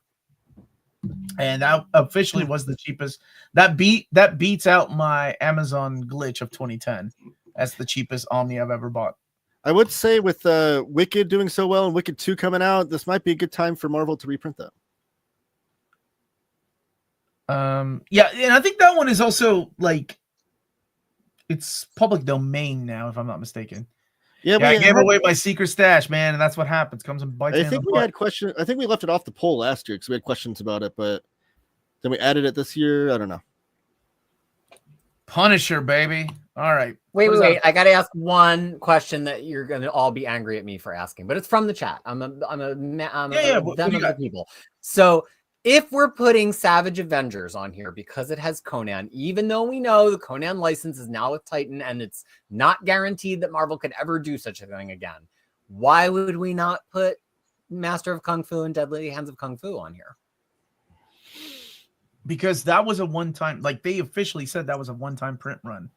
And we have, they came out and said, "This will we're never do." I'm not trying to be sarcastic. You and I were in they said Marvel we're never doing it again. They said they would do a one-time print run, and that was it.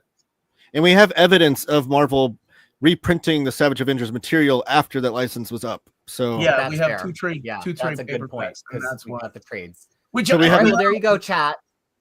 Never say I didn't fight for you. You didn't even fight that hard. You asked a question. More than some elected officials in the United States right now. Let's keep moving. No, we're moving on. I ain't having that crap. Go New Zealand. Punisher Back to War Omni. Punisher by Garth Ennis Omni. And then that is the Marvel Knights one. And then Punisher Max by Garth Ennis Omni Volume 1 and 2. The Max one, didn't that come back? The one did, but I guess it's out of print again. Volume 1, I mean. Okay. Woo, my goodness.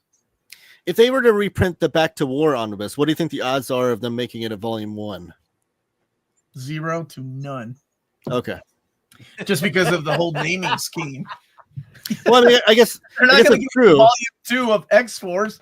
Hey, sure as hell aren't going to give us a Volume 1 of Punisher. No, you're right. That's true. Because also, like the Doctor Strange one we just got was renumbered. We just got and then the Silver Surfer, rather than labeling it number 2, is like Ride the Space Waves or whatever they called it. All right. Yep. Yeah. Man, holy crap! Max by Ennis Volume 1 is out of print again. Where are you getting your data? I'm just curious. I can never find unless they kind of search the web. Oh, unless you have an account with Lunar, Diamond, PRH, and oh my gosh, who's the other one? Who's the other distributor? But anyway, that is the only way. You have to have an account. And Omar knows people. And sometimes he knows people that knows people that can double check. So that's what it is. That's how we check. That's why we thoroughly go through this list. They brought back Punisher Max by Aaron. They did. You are absolutely right. And they brought back Punisher Max by Ennis Volume 1. It's just out of print again. And remember, Omar's video just dropped for that today. Yeah. If you've never read it, man, it's a ridiculous, over-the-top, stupid, fun book. In Captain Underpants is selling distributor accounts. I don't think you can do that. That is completely illegal. Star Wars. Let's do it. Original Marvel Years Omnis volumes 1, 2, 3, and the UK Omni, plus the droids and Ewoks. Star Wars Legends: The Empire Omni already out of print. Is it Kanan? You say it, Peter. You watch the series, Rebels, right? No. Canon. Is Taylor? it canon? Canon? I don't know. I'm not the big Star Wars guy.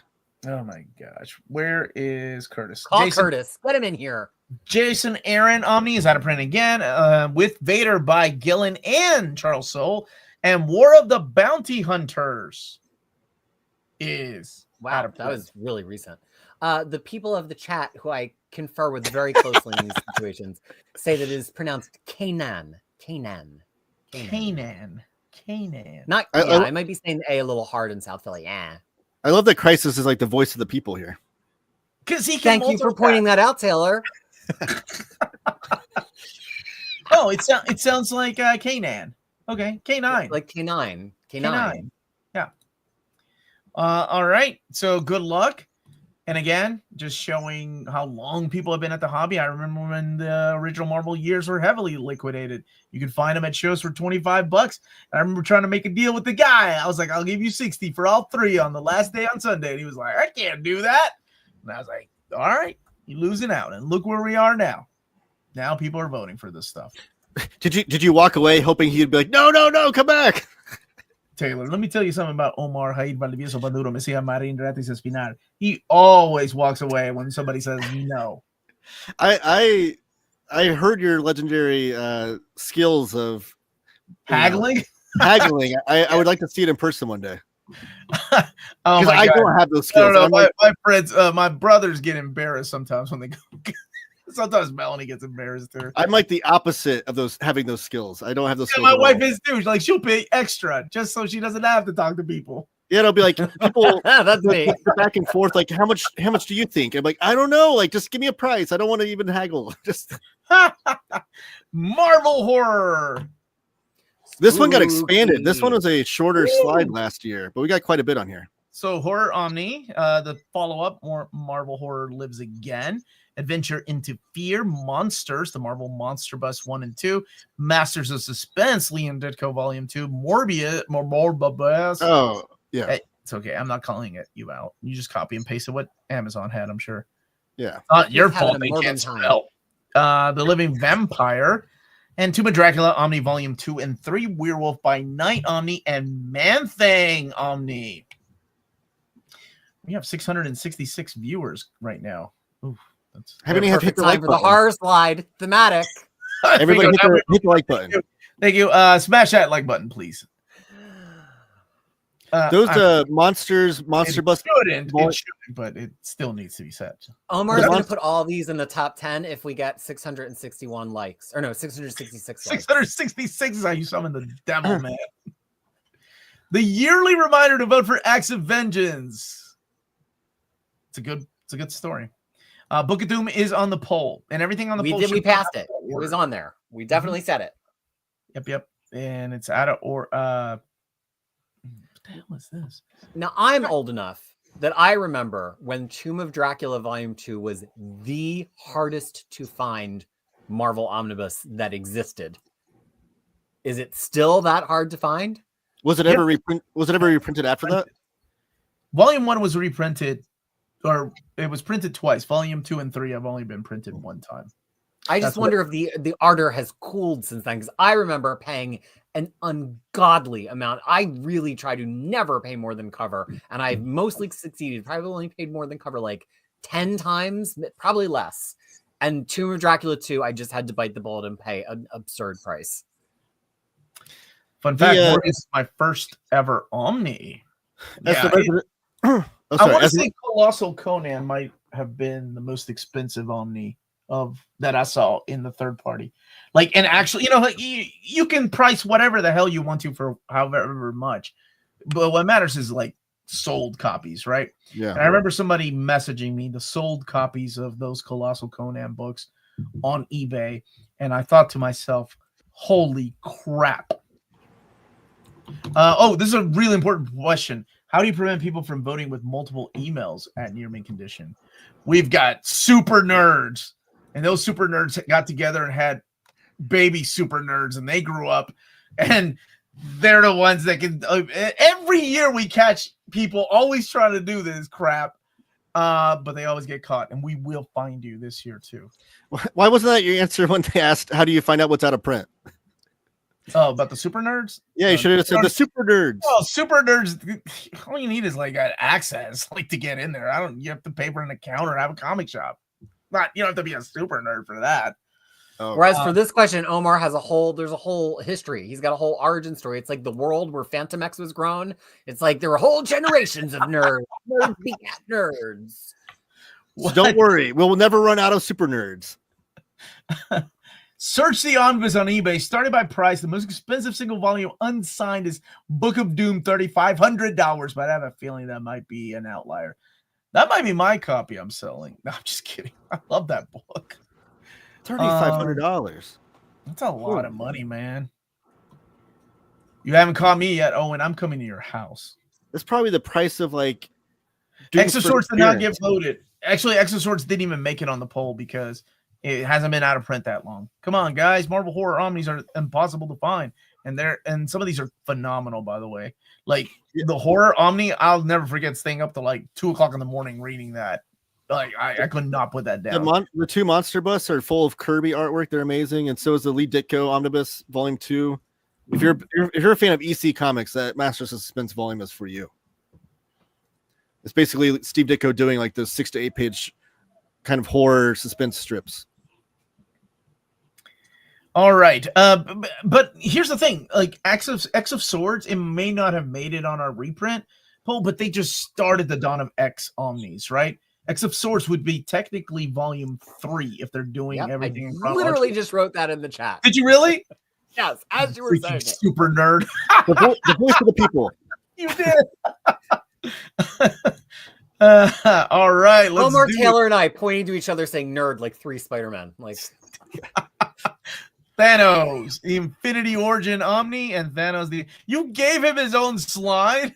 It just happened to be there, so I just stuck. I could have put him on the Miscellaneous, but the Miscellaneous slides already had 2. So, X of Swords is the most I've ever spawned on a book. Doom, I hope it was worth it, and that's what's important here. Doom's not even in it. Where's your brand? Don't call out my viewers. He should have been buying that $3,500 Book of Doom book. Yeah, where's your $3,500 for Books of Doom? Dude, I love that. I don't know why this reminds me of Danny DeVito and Always Sunny. I love that war, Charlie. All right, let's do it. Wolverine, the best there is at what he does, and what he does is sell Omnis, baby. All new Wolverine, Wolverine Omni Volume 1, one that gets asked about often. Wolverine by Mark Miller Omni, which made it in our top 20 last year. Wolverine and the X-Men by Jason Aaron Omni, 2 printings of that. And Weapon X, the Return Omni. To me, series that is so underrated. To Peter, something that he would use as a footrest, I think. No, I'm going to vote for that because I have FOMO. I didn't buy it because I was like, dumb Weapon X. I have all that for binding. I don't need an omnibus. Now I'm like, you moron. It was on sale forever. You should have just bought it. Now I need to do a whole 5,000 book print run just so I can get my 1 copy. I liked it, man. So there you go. Hey, Ron. Don't tell people what to vote for. Doesn't mean it's impossible. It doesn't mean it's impossible, Aaron. Wait. Are you saying that Tom Taylor's writing for DC? Don't waste your votes. Oh, that was that actually. I actually asked them that because I asked why aren't they reprinting Daredevil by Bendis with the first phone call I had, and I said the same thing because I thought the same thing, Aaron. I thought, is it because he's working at that time at DC, and then of course that was before he went over to Dark Horse, and then we're like, no, absolutely not. We can reprint anything. Well, I mean, that omnibus's first printing was when Tom Taylor's with DC, wasn't it? I don't know. He didn't. He wasn't under contract yet. But he was. I don't think he was doing anything Marvel at the time. No, he wasn't. Yeah, so I don't know. That's a myth, though. It's been debunked, officially debunked by Omar. But I would not believe me. Anyway, Wolverine Omni 1. That is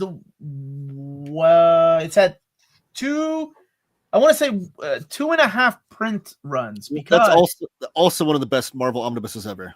It's my first omnibus. It is. It had that one Malaysian printer, which we called the COVID era. Oh, the flat spine. Omnis. Mm-hmm. It's the Omni that David and I made a bet on, because he did not want to reprint it, because he was like, that did not sell well. And I was like, that didn't sell well 10 years ago, but there's so many people into Omnis now. And if you reprint it, I think it will sell. And so he said, okay. And what volume are we? I told him, volume are we up to now? 6 is coming out. And I said, if it sells well, can we get a volume 2? And yeah, we're getting a volume Omar 6. is, and this is not a bit. Omar is personally responsible for the fact that we have a Wolverine line of omnibus. I'll take it. My favorite character, baby. I love it. I have the original printing. This thing is crazy. They don't make them this big anymore. It's gigantic. Leave it to Warren to just shit on my glory. Definitely a pass. Meh. Everybody's got a kink, Omar. You know what?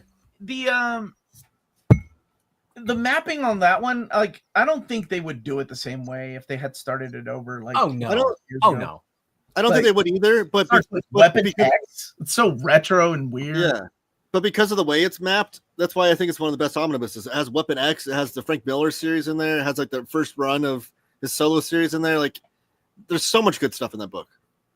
I really feel like it almost came all the way back around to that style of mapping, where at the time people were like, this is BS. Why doesn't it have more of the Wolverine series? I didn't want all this scattered nonsense. But like now people are like, where's Carnage volume? Oh, Omar. So I feel like we've come all the way. Maybe it's volume O instead of volume 1, but it's so awesome to see it just come full circle, right? Like you'll have people that make fun of things. Like usually, I don't remember who the gentleman was. I was talking about Planet of the Apes, but one day that will go out of print. And one day, I don't know, 5 years from now, somebody will be asking, like, when the hell are we going to get a reprint of Planet of the Apes? It just happens. It always happens.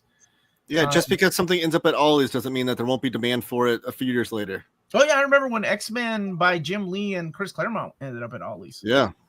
All right, speaking of X-Men, let's do it. X-Men. So there's 2 slides for this one, just to warn you guys. God bless. Only 2? No, it was just frustrating. Discriminating against my mutant people? No, it was frustrating. I was literally making the font smaller. I got to like 22 on one slide, and then I was like, "Oh crap! I forgot the Phalanx Covenant." So before the show, I was like, "I'm just gonna make it 2 slides." I was like trying to squeeze them in there. So X-Men Omni Volume 1 and 2. That's the classic Silver Age before it was turned to Uncanny X-Men. Astonishing X-Men Omni, which made it in our reprint poll last year, top 20. New X-Men Omni, again out of print. Oh my gosh, I think if it gets reprinted again, it'll be the 5th printing. Uncanny X-Men sells, baby, every time. 1, 3, 2's not on here because it just recently got reprinted last year. 1, 3, and 4. X-Men by Claremont and Lee Omni. Yes, we're still leaving them on here, even though we know there's going to be double dipping, but the people have spoken and you all wanted them on here. So there you go. Vote for what you want. X-Men by Claremont and Lee. 2, Age of Apocalypse and the Companion. Not in the event, but in the Companion. X-Men Classic Omni. X-Men Inferno Prologue and Inferno Omni. Again out of print. X-Men Legacy Legion. Man, we need some Legacy Mike Carey, but who knows, one day. X-Men Revolution by Chris Claremont. That is the return of Claremont to the X-Men. And Extreme X-Men. People laugh. This is such a bad series. And now it's out of print. Maybe those people are still laughing. Who's laughing now? Okay, I wasn't going to say that. I was just going to say maybe they're still laughing. I don't care. I didn't spend any money on it. X-Men versus Apocalypse, the 12th. A bad story. But you know what? Every X-Men completist needs to read it. X-Men by Hickman, Omni, which is going to be double dipping heavily with the Dawn of X Omni. So it's up to you whether you want to vote for it or not. X-Men by Grand Design Omni. That is the Ed Piskor Omnibus. And then we have X-Men Avengers Onslaught Omni. And Ultimate X-Men Omni Volume 1. Already out of print. And the one book that I let the Patreons vote for, or the book that they voted for as number 1 by lots of miles, X-Men Phalanx Covenant, but I decided let's put it together with Legion Quest. And I'm sure I'm going to screw up somebody's mapping at Marvel, and they're going to hate me. But I'm sorry. I feel like the people have spoken. Do you want to explain? Clearly, we're going to be talking a little bit more about these two slides. We ain't going anywhere yet. Okay. Well, my first question for the experts in the room, which are the two people above me. Do you want to explain the difference between Legion Quest and Legacy Legion? Yeah. X-Men Legacy Legion was the Cy Spurrier series that has been collected in Omni format. It was after Mike Carey left the book and they wanted to change things up and shake it up a little bit. The X-Men Phalanx Covenant and Legion Quest are two Omnis that are oversized hardcovers that came out. Legion Quest leads directly into the Age of Apocalypse, and Phalanx Covenant is the crossover, of course, that kicked off Generation X. I keep getting yelled at. Omar, where's the New Mutants Volume 1? I don't know. Where is it? Taylor's the next slide? The next slide after this is like the X Family type books. All right, so everybody that's yelling, where's New Mutants Omni Volume 1? I need you to go to the kitchen, get your favorite cereal bowl out, and slowly pour yourself a nice big bowl of calm the hell down. All right. Man, else we can talk about in this slide? Is this like a good cop, bad cop thing? Like Christ is like the voice of the people, the good cop, and Omar's like, shut up, everybody. He's a bad cop. Oh, let me tell you, Peter is not a good cop. No, I'm not a good He's cop. the kind of cop that would say, hey, your tail lights are out, and would smash it and give you I mean, so much to say about so many of these books. I don't even know where to begin. I will just say X-Men Classic Omnibus, people have very mixed feelings about it. To me, it's an omnibus that is the DVD special features as an omnibus. It's really weird to read all the way through because it's got all these excerpted things, panels that changed, backup stories, and people I think bought it originally not understanding what it was, thinking it was going to be like all of the classic issues. No, it's only the extra stuff from those issues, but that's what makes it so cool. It's Claremont going back and basically doing like line edits on X-Men, but you probably want to have Uncanny X-Men Volume 1 and Volume 2 before you get X-Men Classic, because X-Men Classic is the DVD special features to those. Mm-hmm. And again, Phalanx Covenant Legion Quest, just because you vote for it doesn't mean we're going to get it exactly in that form, because last year you voted for Bishop's Crossing plus X-Cutioner's Song, and we effectively got Blue and Gold Volume 1 as a response to that. It just so happens that Phalanx Covenant Legion Quest would pretty much be Blue and Gold Volume 3. So if that one does really well in the poll, it might be a signal to Marvel, like, giddy up and let's get Blue and Gold Volume 2 and Volume 3 out there because the people are hungry. So, just consider the ramifications of your actions. Thunderbolts 1 was on the list. Yes, it was. Man, if you don't find it, let me know on the actual voting. It's on there. What overlaps with Claremont Lee Volumes 1 and 2? It is Lord, do we have time for a 3-hour video? I think we did one already. But anyway, okay. I think we did one. X-Men by Claremont and Lee Omni Volume 2 is going to double dip with the X-Men Gold and Blue Omni. That's what we were talking about a little bit earlier. And eventually Volume 1 will double dip with like Uncanny Volume 7 or 8 or whatever it would be. If you don't know what a DVD is, you don't need X-Men Classics. Okay.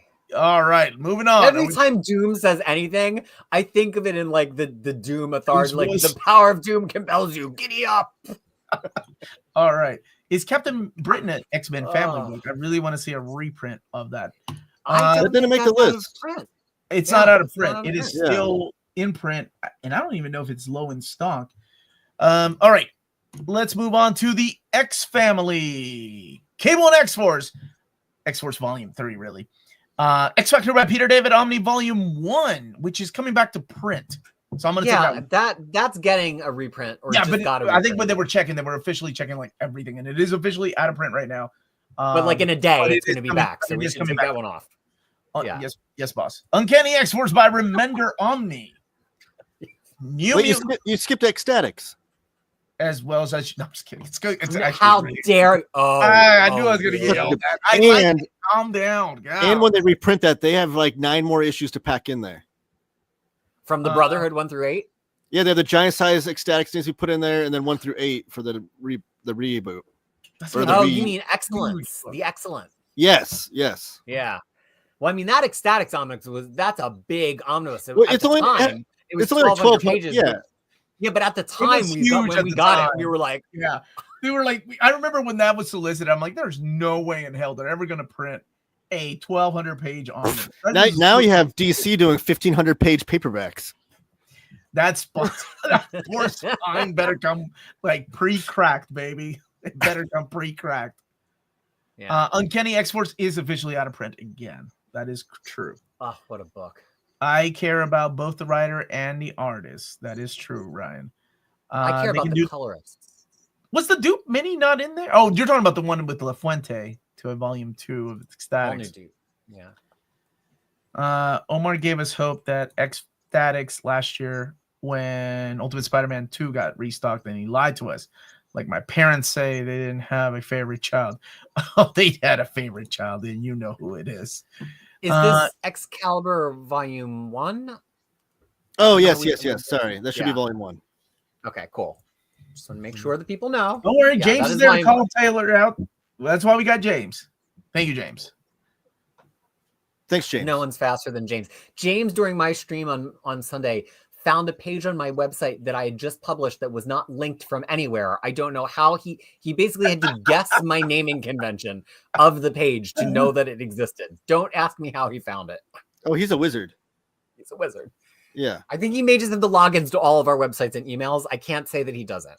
One time I had a decoration in my background from like an Etsy shop, and I was trying to explain on Jess's show. I was like, I got this from, and before I even could spit it out, James had the link for it. Like, I don't even know how it was amazing. I think, what if he's just the Matrix, like what if he's just inside of the code? He might be. So New Mutants Volume 1 and Volume 2, I mean, the demand is high. I feel like those are the two, if I'm talking about ones that I hear people always saying, I missed it, I wish I got it, why didn't, especially because New Mutants Volume 1, Omar, didn't we kind of like a stealth restock on that? Because it came out in the end Volume 1 had a stealth restock of, again, the standard edition. Yeah, which is, I think, how I wound up getting it. That's why I switched to pre-ordering, because I missed New Mutants Volume 1, and I was like, no! Like, I was never been so upset about missing something. So then I'm like, I'm pre-ordering from here on out. But I know a lot of people missed it, because it was like, beginning of the pandemic, it was weird times. People were not focused on pre-ordering books.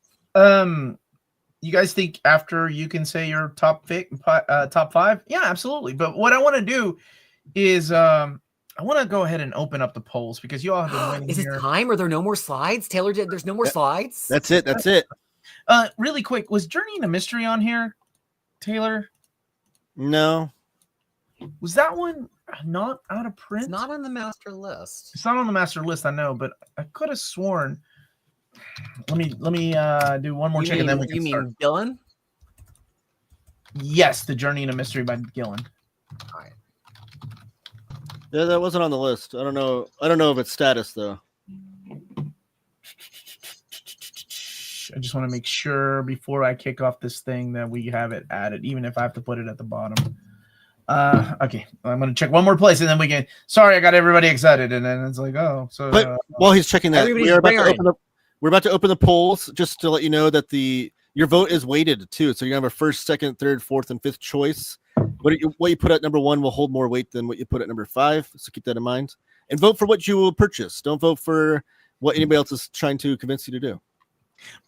Omar, you should pull to get Thor Volume 2 reprint. Except for that one. Let's get that one. Let's for sure get that one. I don't think that's the way it's worked. Oh, thank you, Walt's Comics. Thank you. Journey is. Hey, Walt. And yep, it's out of print. So I'm gonna add it to the poll really quick. It's probably gonna be at the bottom. If you're watching this later, I'll probably have time to move it around. Yeah, because the poll is in alphabetical order, so it's not in the order of my slides. So if you hated the way I organize the slides, don't worry. They're all alphabetical on the poll, except for what Omar's talking about now. He'll move that up later. It's called Journey into Mystery by Gillen and. Yeah, I think that's what its name is. Which is weird, because I thought that might have been on there last year. I think it was. For some reason, we passed it up. So. Or is it just by Gillen? Is it by Gillen? Is it just by Loki Gillen? Journey into Mystery by Kieran Gillen. All right, I'm gonna double check and make sure it's not under Loki then. Yeah, Crisis is right, because it's not. I don't think it's on the poll. I don't think any Loki. No, Loki Omnibus Volume 1 is on the poll. It's but on the Loki poll. Volume 1 is the Silver Age stuff. Oh, Loki Journey into Mysteries on the poll. So it's already on there. Thank you for checking that. So I didn't have to. So it's already on there. It's under Loki, everybody. That's why it was missed. Okay. I just didn't do a Loki slide. Or maybe whoever we did made the slideshow did a bad job, but you know. Wow, you are so hard on yourself, you guys. He has to go through hundreds of books and break them out by line and figure out how to organize them. It is not, having helped him with it last year on one of the other polls, the it is internet. not easy. You know how many hours I spent on editing? Like hundreds. And I still have just one guy that calls me out on, you said that the wrong way or whatever it is. Like, I do keep a list of all the editing problems, but I just submit it to Dom of X because he's like your supervisor, right? You're like, oh, you said that thing twice. You forgot to edit that out. My supervisor, what the hell? All right, I am gonna show you all how to vote first. So un momentito, and then we can get started. And I'm gonna let you know how to do it. So first of all, I'm gonna share my screen. So take notes. It's simple. We do this every year, just like this. This is the how to vote slide. So just remember, this is how to vote. So there's my screen, and actually I'm going to make it bigger. There we go. So my screen, that's the website. You'll have it here in a second. You scroll down here, you put your email. I am not a robot, or I am not a bot at gmail.com. Sure. But it has to be a legit email. I promise we're not sending you anything. It's a legit email because it will send you, usually it will send you, hey, thank you for voting. You have 5 choices. Weighted voting, just like my buddy Taylor said. Your first choice will have the most votes. Second choice will have your second most votes. Third, fourth, you all get the idea. These are not my real votes, by the way. But here they all are. Every single Omni you can vote for. Once you're done voting, you come all the way down here to the bottom. You don't even have to answer any more questions. It's just your email address. And if you've made a mistake, you can clear the selection. Again, thank you so much to Jim for putting this together. So much easier. And hit submit. That is it. That's all you have to do. If you need to go over that again, we're going to go over that again here in a second. But before I do, I am going to go ahead and tell you to refresh this video right now. Refresh the video. The link is in the description of the video. Get over there. Get to voting. Marvel Colors is in there. Marvel Colors made it. We did put that in, yeah. Yep. I am never, ever counting again. Those days are long gone. Power Pack Volume 1 is not on that list. Shut up. Shut up. Please don't tell me that. If it isn't, I'll add. Yeah, do let me know what's not on the list, though, and then I can add it. All right. We need that omnibus for sure. That'll be on the Tiger Eyes poll. Moon Girl and Devil Dinosaur omnibus when? Matthew, I would like that, too. So would my kid. Great series. My son loves that series. I can't get my son to read a lot of Marvel comics with me, but he loves that one. Thank you, James, for sharing the link in the video. Now, as the administrators, we can look and see how the live poll is going. So I love and Peter and I take a look at that. We love a collab video of you three's top 5 Omnis of all time. All publishers included. I'm digging how different y'all's tastes are. Submariner, Oz, love it. Let's go. Thank you so much, Em. I appreciate the super chat, my brother. Or sister. Sorry about that. I just assume. EM is a very difficult name to try to decipher. Yeah, that would be fun. I mean, I kind of know Peters are going to be awful, but that's okay. And I say that because he's frozen right now, so I can take advantage of that. You know, mine will all be Jack Kirby, so. Right. Of course. All right. I'm going to see how the responses are going. I can still hear you. Oh, that was kind of scary. Nah, nobody wants Power Pack on me again. How dare you, Crump? Power Pack is okay. Cloak and Dagger is where it's at. Wait, Power Pack isn't out of print, though. Peter, are you just frozen, or can you hear us? I think he's haunting us. Something must have happened, so I will wait for Peter to answer. All right. In the meantime, the responses are coming in. I don't want to say who was number 1, but it's really cool to see like the very first person coming in with the email address. And it's live, so We're at 23 responses so far. People are really thinking, oh, never mind, 29. It's shooting up. There you are, Peter. Welcome back, buddy. Power Pack is really out of print? All right, I'm asking. This is what? I mean, I'll add it. It's wild if true. I mean, that I like Power Pack, but it's just surprising that it went out of print. X-Men Inferno should be on there. No, we had Inferno and Prologue. I see Prologue. I mean, it was on the slides. I don't know if it's on the poll. Let me do a double check on that one because I know it was on there. Hold on, I'm almost certain. The old bowl. I'm almost certain we had Inferno and Inferno Prologue on there. Yeah, like, it's Inferno's on there. Inferno, like on the slides in the Inferno Prologue is on there. And Inferno and Inferno Prologue are both on there. It's just Inferno is okay. It's because I probably moved it on accident. It's right above the Legacy. Some of the X-Men omnibuses have colons in them and some of them don't. And so the ones with the colons alphabetize differently than the ones that don't. So Inferno and Inferno Prologue are not next to each other because X-Men Inferno Prologue alphabetize differently than X-Men Inferno Omnibus. All right. I am adding Power Pack. The important thing is to comb through all of the poll before you're certain that it's not on there. Or do a search. Or do that. Control F is your friend, or Command F, depending on where. All right, we got over 100 responses. Let's keep going. Come on, hype these people up, Peter. 100. How many likes does this video have? Does it have at least 100? I'm gonna be upset if 348 likes. Don't forget to smash that like button. Please. Come on, people. We need more than that. I was promised 666 likes. At least, can we get 616? 616 in the chat. Voting anymore. So look, you do have 8 days to vote. Your votes don't get weighted more for voting early, but it makes it more fun when Omar starts snooping on the results in a couple of minutes if you vote early. What I do. But remember, there's a lot of polls in this list, a lot of choices on this list on this poll. So we want to make sure you get it right. You only get one vote. There's no takesies backsies. So make sure you really have thought about the 5 that you want and vote accordingly. Well, while people are voting, we got over 140 votes right now. Peter, would you mind sharing your votes, or is this a secret hush hush? I guess so. Look, if I'm talking about ones that I have FOMO about, that I'm like, why didn't you get that? I do kind of wish I got all 3 of the War of Kings ones, the Road to, and then War of Kings, and then Realm of Kings, because they're not coherently collected anywhere else. It's not like you could have just have oversized hardcovers of them, because there's some stuff that was trade and some that wasn't. I own every single issue in them, but I don't have them in a good format. I'm definitely kicking myself over Weapon X. I probably should have bought it. Maybe I'll look around in New Zealand first and see if there's like a random copy kicking around in New Zealand. So those are some of the ones I'm after the most. I don't know if that's like 4 of my final 5 votes, because I only like to vote, and I'm the same this way on the Tiger Eyes poll. I will only vote for a book that I will get my credit card out for and order tomorrow if it shows up. So I don't want to vote for a book that I'm like, oh, I might want it. I gotta really, really, be obsessed. Vote responsibly is what he's trying to say. Yeah. Taylor, what about you? I haven't. I'll wait a few days to like really put my thoughts into it and stuff. So I don't have my final 5 pick, but I do know Thor by Kirby is my volume 2 is my number 1 pick. That's the only Jack Kirby omnibus I don't own, which is sad.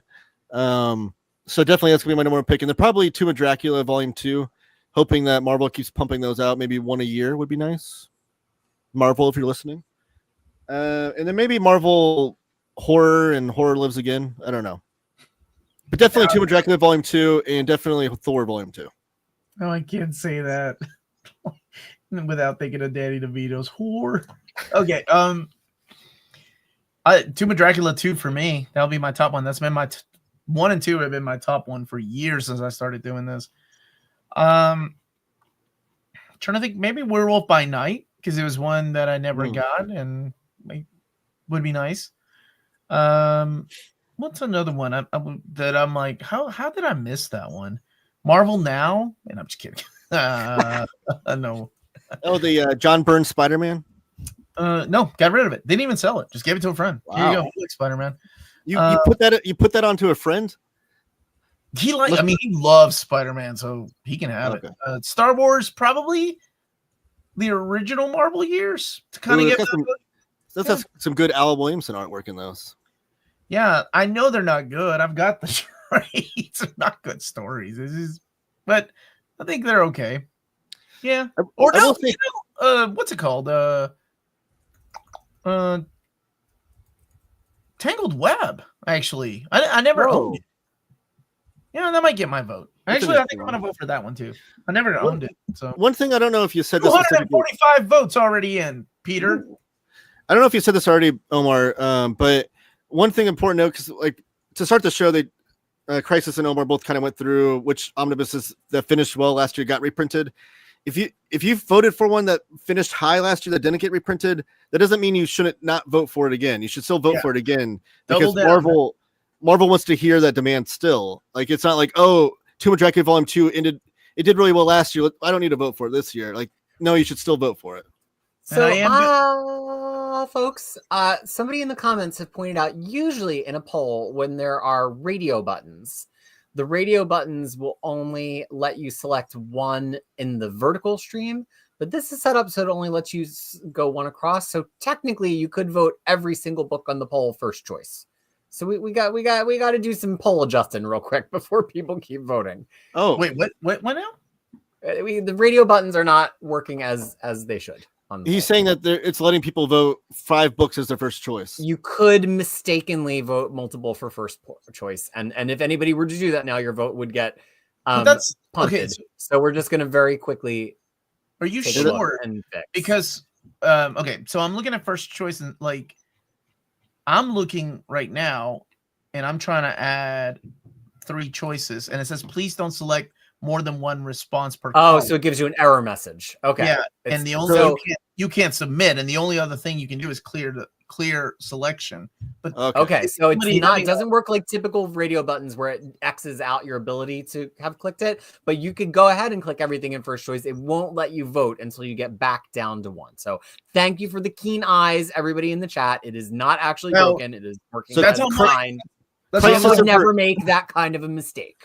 Crisis averted. Pun intended. Crisis averted. I love being averted. I just want to make sure. Can you all try it too while I'm here? Yes, I did just try, and I got the pop-up message. I was just okay, just to make sure. Okay, we're good. We're good again. Whew, y'all. That would be. I don't want to have any voter interference. We got to trust the voting process here. Voting is sacrosanct. Right. What was I doing? Thank you to whoever was honest and pointed that out. Yeah, right. They could have just been stuffing the ballot, voting for every X-Men book in first, baby. That's how we make the magic happen. Now, I want some predictions. What do you think is going to come in the top 20 this time around? I think X-Men by Lee and Claremont will. Okay. I think a surprise one that might finish well that we weren't expecting might be Aliens Volume 2, because I feel like that one's been on a lot of people's wanted list, unless it's just a few vocal people that are really loud. I don't know, but I feel like that comes up all the time with Aliens fans. I feel like Star Wars is guaranteed. Oh yeah, possibly both of them. Star Wars is an interesting one because on Epic polls, like there was 2 slides full of Star Wars epics that were out of print, and those didn't do very well. I feel like almost Star Wars fans like their votes just like they all want different things, so like their votes don't do very well. I will give a quick run. Hey, Derek, thank you so much, brother, for helping us out. By the way, Derek's another gentleman that decided to come in and help. All 10 Aliens fans, ouch. Joining late. Have we confirmed Tomb of Dracula 2 and 3 yet? Sorry, Eric. Polls have over 300. Whoa. 328 votes so far, but more votes than likes. No confirmation. I'm gonna let it go to 400, and then I'm gonna do a quick check to see where we're at. I think we can get to 400 live. But don't forget to hit that like button, please, while we're here. Yeah, because it is hard for Omar to look at it because every time someone votes, it like kicks him back to the beginning. Yeah, so what happens is as soon as somebody votes and I'm looking across, it'll go back and reset to the beginning. So someone will be like, "Hey, how's X-Men by Claremont Lee doing?" And he'll scroll down and then boop, bumps him back up. I'm pretty sure none of mine are top, and I voted for ASM 1 and 2. I feel like those would do well. All right, so here's my predictions. You said Alien. And you said, what was the other one that you said? Claremont Lee, X-Men. Oh, okay. I'm going to go with, I think Tomb of Dracula again makes it. Tomb of Dracula Omni 2, that was number 3 last year. So I can't imagine people not voting for that now. I really do think Secret Invasion might make it, just because it's not included in the new Avengers Omni, and people love that era of X-Men, or not X-Men, Avengers by Bendis. What's another one that I think it might make it? You know, Spider-Gwen's been getting a lot of people like asking about that one. And that is a modern Omni, and she has a really iconic look, and she's an iconic character nowadays. So I can kind of see that making it in here. I think Spider-Man for sure. Amazing Spidey, probably 1 and 2. Yeah, I say make it. And then Daredevil by Charles Soule probably as number 1.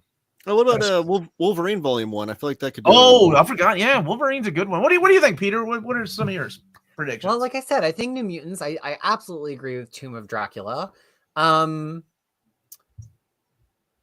I don't know. I mean, you know, I think there's always going to be an Uncanny X-Men one pretty high on the list. I think that's pretty much a given. I think obviously that Phalanx Covenant Legion one is going to do well because that was one that your folks voted on. I guess with Spider-Man, I always wonder what's going to have heat past just ASM 1 and like the early stuff, because that one gets hard to predict. It's kind of like Star Wars. There's not usually with X-Men, there's a couple ones that people are really beating the drum on, like New Mutants.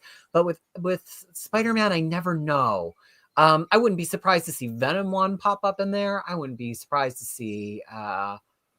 Also, I don't know what Cap Omnibus is going to do well. That one's a little bit of a mystery to me. Probably Brubaker 1 because it's kind of like evergreen interest in that one. Mm-hmm.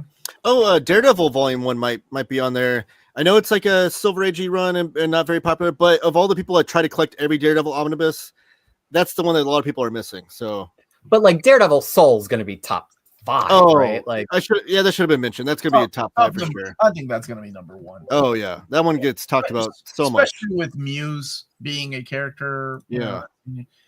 I don't remember seeing Runaways. Was that? Yeah, that's on the list. Definitely saw it. Do a search. Either Control F or Command F if you're on a Mac. It was on the slideshow, so it should be on the poll. It's on there. I just checked. Yeah. King of New York, what's going for $800 online, buddy? Stupid Phalanx Legion quest popped up to steal one of my votes. Thanks, Omar. No, really, thank you. Thank you, Doom. I just finished reading the Ryan North Volume 5. My God, I love that book. I read issue. I know I don't want to spoil. I don't like spoiling things. But I think issue 25 is one of my favorite issues of Fantastic Four. Have you read it, Peter? I know you have. You read it monthly, right? I don't know. If we talk about that issue, we might get demonetized. Because are we talking about Ryan North Fantastic Four? Yeah. I don't think I can say what happens in that issue on air, but it's very touching. Love is in the air. $400 online. Now we have 606 or 6. I can't say the number. 616. Now we have 616 viewers. Fantastic Four is my all-time favorite Marvel comic, and I just keep hearing how great this Ryan North run is. I keep trying to say I'm going to wait for the omnibus to inevitably come out, but all the hype it's getting is making me want to start reading it now. But what are your feelings on cross-species mating? All in favor. Yeah. Oh, well, then you're gonna love it. You know, I was that was spoiled for me, and I was so angry that I'm like, because I'm reading. I didn't say anything spoiled. No, you didn't. It was there are 28 beautiful issues where that could come up. Hey, so what happened was the stupid internet, and of course things get taken out of context because they just share one panel, and I'm like, oh well, now I know what to expect. Omar. Thank you. Checking in for Iron Man Epics, Enemy Within and Dual Iron. If you give me 1 minute, I can search for that. I'll look that up, Omar, while you're doing whatever you do. Okay. Because I'm actually putting the entire list on Patreon tomorrow for the reprint poll. Like every single one of those. Because people on Patreon love seeing, where they put their stuff. So let's see here. Trying to find it. Responses. Iron Man War Games is the only one that made the top 25. Yeah, but what number was it? Do you remember? Oh, wait. I only have the top 25. I'm sorry. Oh, okay. What was the other one that he was looking for? Enemy Within and Duel of Iron.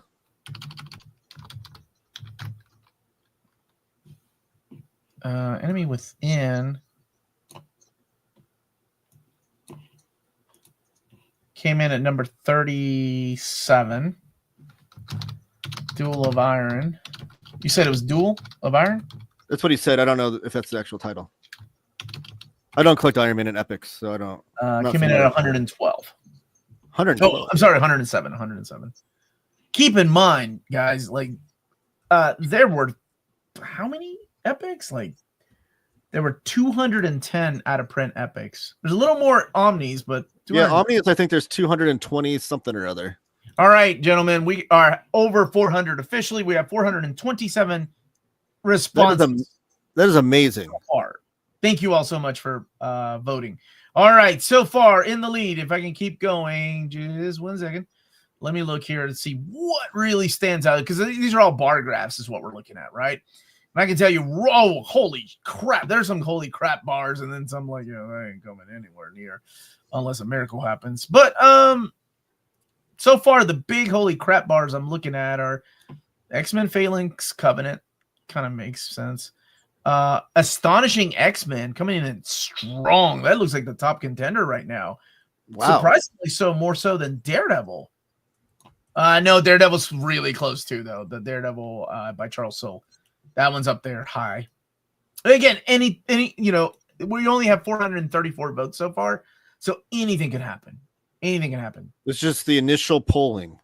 Yeah, we need like the election night polling guy where it's like, okay, in this county we're getting this many votes, and then this is interesting. Uncanny 1 and 4 have some really big votes, but 3 doesn't.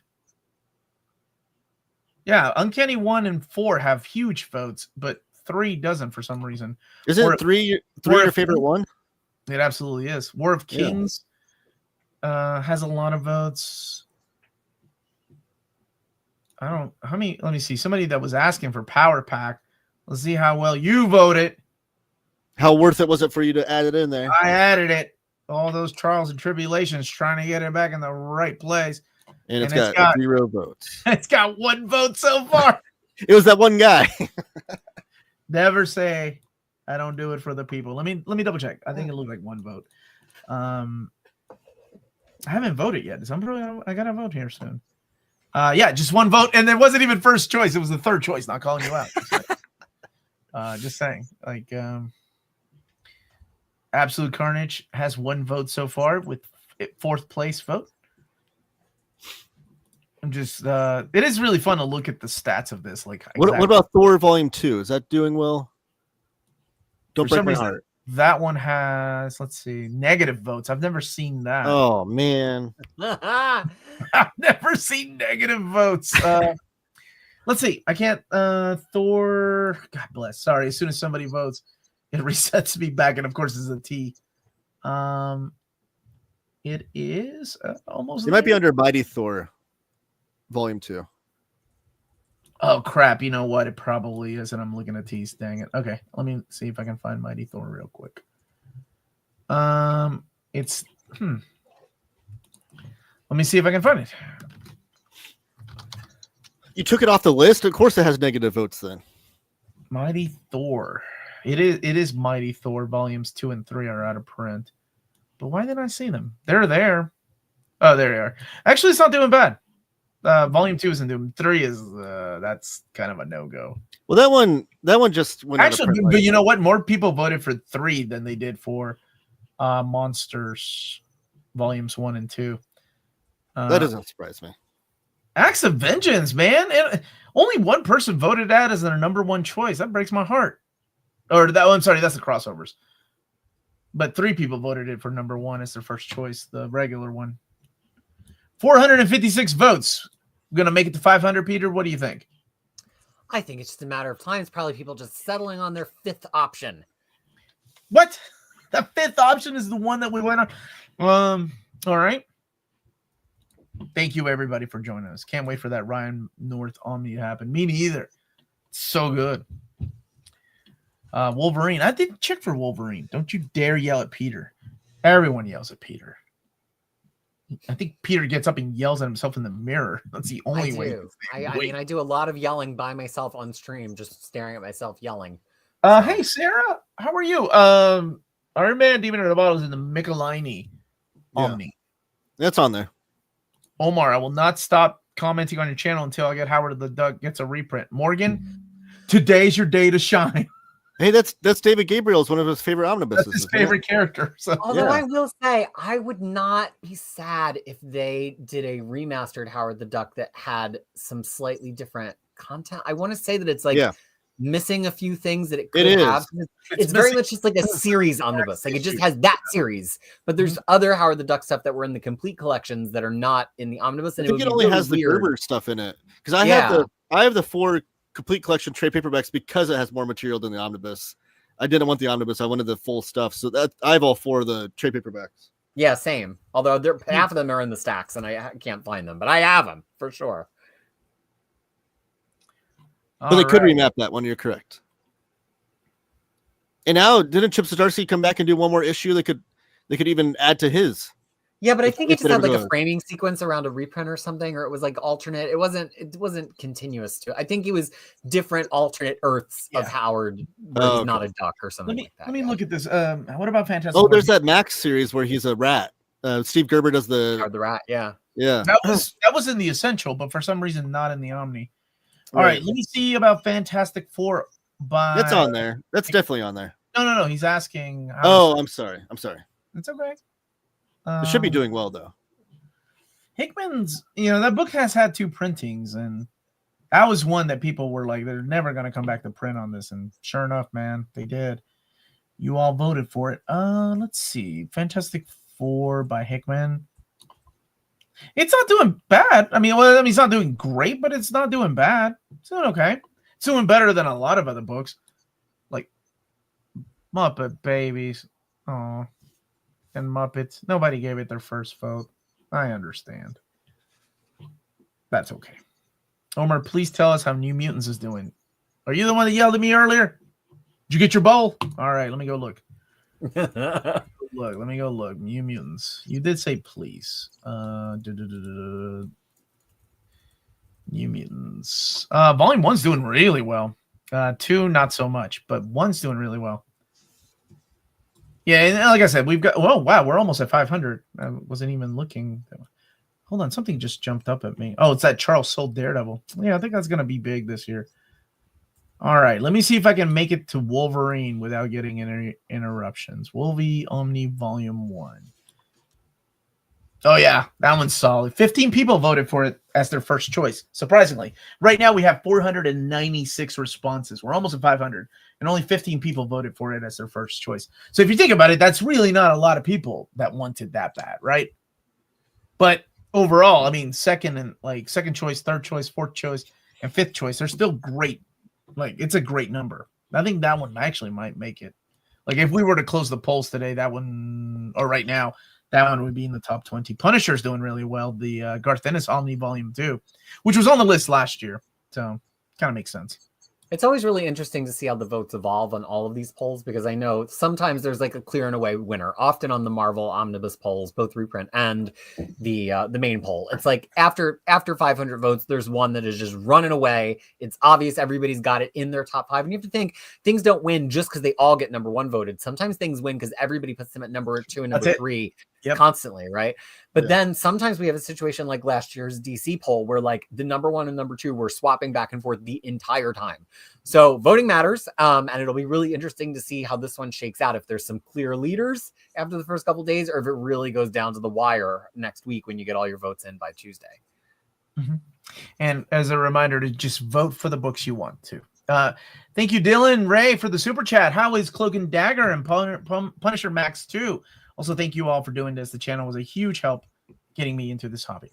Well, I can tell you that we have officially over 500 votes with 511 votes.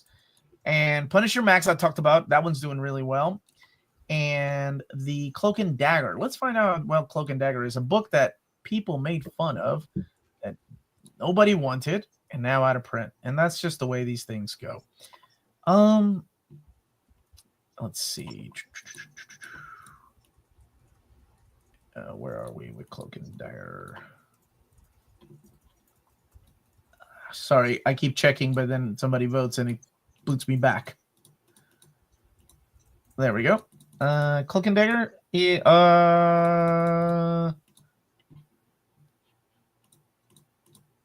I can say that it's got 7 people voted for it as their number 1 choice, which surprisingly is a lot. I know it doesn't seem like a lot, but it is a lot. And it's got 8 people for their number 2 choice. So it's not doing terrible. I mean, there's still hope, but it's not one of the big ones, right? Like the one that's getting a lot of recognition. What is up, Bruce? How are you, buddy? Will John be crushed with the ranking of Iron Man by David Michelinie? And well, let's see here. Iron Man. How is Iron Man doing? Oh, wait. He needs that, doesn't he? Because he's the Iron Man guy, and I think he never got it. Is that right? Do you remember that? I know Bruce is part of our book club, and we're in there with John, and John talks about, I think he missed it. He's at work right now, though. Iron Man by Michelinie is doing actually not 12 people voted for number 1, 4 for 2, 4 for 3, 6 for 4, and 2 for 5. So not terrible. Over 536 votes so far, and thank you all so much for hitting the like button, for sharing the video, for sharing where people can go and vote. Thank you all so much for being here and just being a big part of this wonderful, amazing community. How's Aliens 2 doing? Let's find out together. Aliens 2 is doing pretty damn good for a licensed book. 13 people did it for voted for number 1, 1 second choice, 3 third choice. Yeah, so Crisis, get with your people in the chat. They're making fun of me and said 10 Alien fans. Look at that. And all 10 of them voted already. Look, I'm a huge Aliens fan. I was just saying it's one of my favorite movie franchises. I have multiple copies of the quadrilogy set. I love Aliens. I think I might just go the epic route though. I can't see me getting up. And I'll say why, because there's so many different individual stories in those books. It's not like it's one 600-page story. It's a lot of 3-issue miniseries, 6-issue miniseries. I just feel like that kind of reading experience, I'm more likely to read an epic. Whereas like New Mutants, that's, like an intense run all by one author. I will sit down with that omnibus and like lose track of time. That's just me though. Yeah. I have both clearly in my collection, but that's just how my reading habits work. This is some really good questions. Like, Omar, anything that's taking you by surprise? Yeah. Just looking through here really quick, the lack of votes for Deadpool. I really thought Deadpool was going to dominate. It's so interesting because he had just had the movie last year. Yeah. The series is pretty popular right now. But like, what? Look, you want Deadpool Classics has 1 vote, and it's their 5th choice. It's wild. Is it just that everybody has it? Like everybody who likes maybe Deadpool. everybody has it, right? I would think Deadpool by Dugan would be one that always does well because that's the one we always recommend. It's like always like, oh, I'm new to Deadpool. What should I read? Everybody says Dugan and Posen. So I would think that one, like everybody would just vote for. But what do I know, man? All I know is what shows up in the data. Especially surprising with how many omnibuses that pumped out for Deadpool in a short amount of time when they first came out. It's the Joe Kelly one's the one that's doing the best, and it's not even doing that good. Thank you so much, Ahmad. Thank you for the super chat. What's the number of sales that constitutes as a success for an Omni? They don't really share sales numbers with me. They never have. You can see the sales numbers of the direct market. That's public, but not every distributor shares that. But you never get like the book market sales. So you never get the overall sales of these things.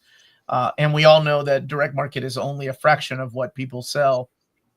I mean, I assume Omni sell a ton more in the direct market than they do the book market, but even like book market includes Amazon. So how many? That's so many. Well, right, and then the book market is sometimes what keeps some of these publishers afloat. Like you have Dark Horse, who sells a lot more in the book market. When people are like, how are they printing and selling these books? Who's buying these? And that is a question you see often with any blank book, like you fill in the blank book, like who is buying these books, who are these books for? But you see that a lot with Dark Horse, and Dark Horse sells a ton more in the book market. It is amazing. Well, and book market marketing is a very different job than direct market marketing. Direct market marketing is kind of like preaching to the converted, and book marketing is very much like making the blurb look attractive, making the spine look attractive, like having people reading it and being on Goodreads. People put millions of dollars into getting influencers to vote for show their book on Goodreads, getting people on Book Talk to talk about it, and people who have a really good book market game like understand how to sell things to those audiences. And it's a very different market. And it's, I think personally, it's why Marvel is finally leaning away from the volume 2s. It's not just that volume 2s don't sell. We've seen plenty of volume 2s that do sell. It's that it's really hard to market big, luxurious books like an omnibus on the book market, and have it just be called Captain Marvel Volume 2. I think they're really starting to realize that like names are part of marketing of books, and DC names books. They don't have a lot of volume 3, 4, 5s. And listen to Jeff Johns. Dark Horse names a lot of books. And I think, that's just Marvel evolving to court the book market more.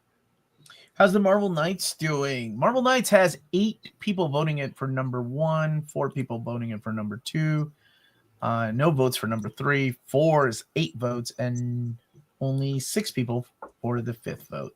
So it's doing okay. It's going like these are early looks at these things, right?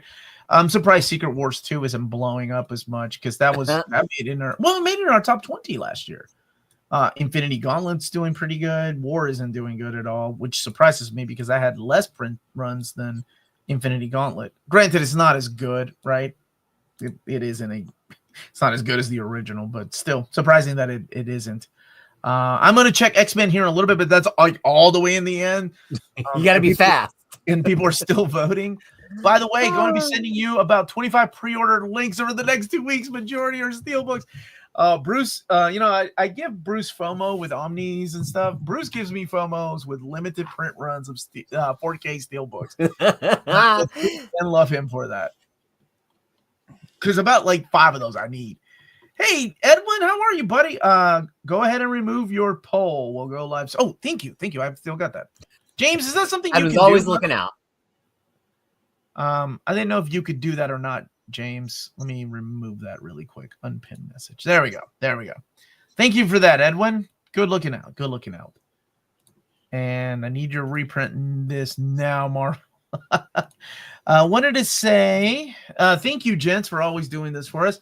Definitely makes the unemployment job hunt online more tolerable when I can listen to your videos. Oh, Stephen, hang in there, Stephen. Yeah. It is not a fun time to be doing that right now. We're glad that we can be a little bit of ridiculousness in your life while you're doing that. Definitely. I've been there a couple times. I don't know. Have you all had to deal with that? Oh yeah, not fun. It sucks. Yeah, when I first got to New Zealand, people wouldn't even look at my resume because I didn't have like a New Zealand resume. Did you even speak the language? No, I didn't even speak it. I would say, can I work there? And they would say, nar. And I wouldn't even know what they meant.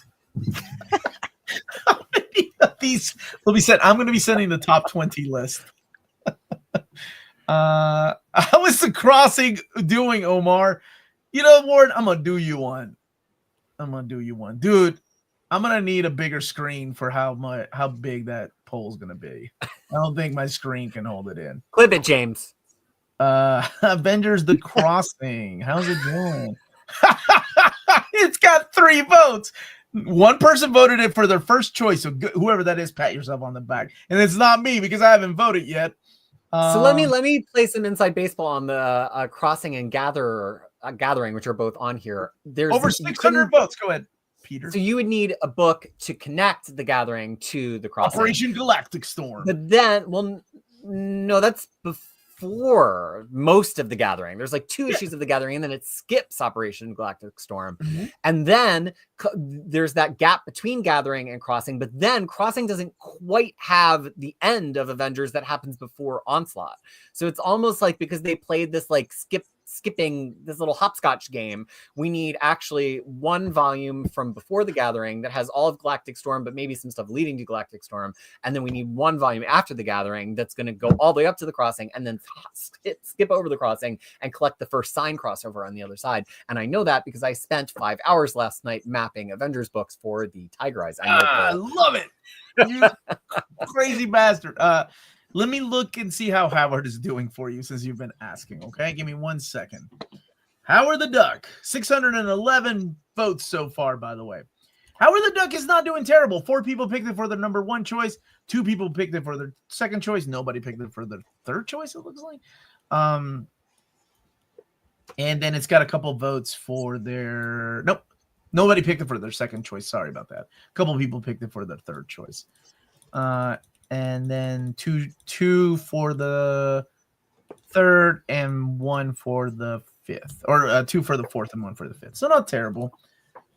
And thank you for asking. Last question, I promise. It's okay. What percentage of reprints end up having changes or additions? Very, very small. Very small. Unless some crazy jerk that makes YouTube videos in his basement gives them a crazy idea to add content that would make it a better book. And sometimes they say yes. Actually, sometimes it's like, yeah, that's a good idea. But you have to choose your battles, right? Like what can be added? Like definitely, like for example, if Uncanny Avengers gets chosen, I would push for an expanded Omni on that to include Axis and include those Uncanny Avengers issues that Remender did for Volume 2. Well, this is a demand generation poll. It's to show that demand exists for something. Just because something's demanded doesn't mean Marvel can't say, oh, there could be a better way to do that. That could be indicative of that there's a chance to do something else. And I think we just have to remember that, like, this is not, it's not Kickstarter. We're not saying that the number 1 vote on this poll is going to get delivered to your door. That is why Omar keeps asking for your credit cards, though, if you're wondering.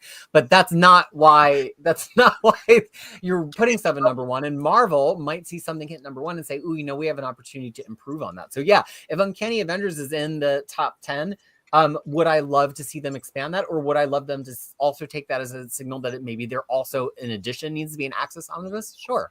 So you kind of don't know. Some of these votes might turn into some other things that we're interested in, just like we got Blue and Gold this year.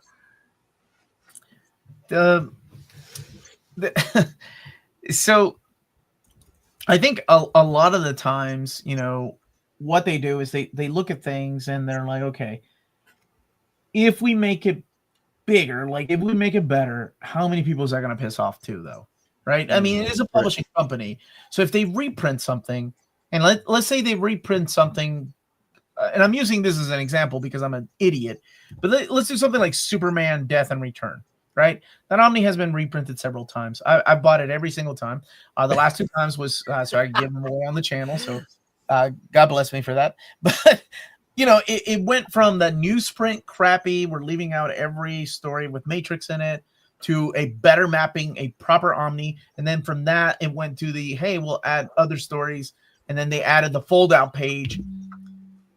And people still bought it. So, and it is a popular story. But if they were to do that with so many of these Omnis, I think you would lose some of the fans. Like, they're adding that Ditko issue to the Frank Miller and Klaus Janson Omni of Daredevil. I don't think I should be able to, purchase it again. And it is at the end of the day your choice, right? What you want to buy. But that's also every book. Like it's almost too much. So it's like choosing my battles too. Like, why could I suggest adding that would actually make sense? So for me, it was like JMS, right? When they were like reprinting JMS Thor, I was like, awesome. Now's the perfect chance to make it a better book.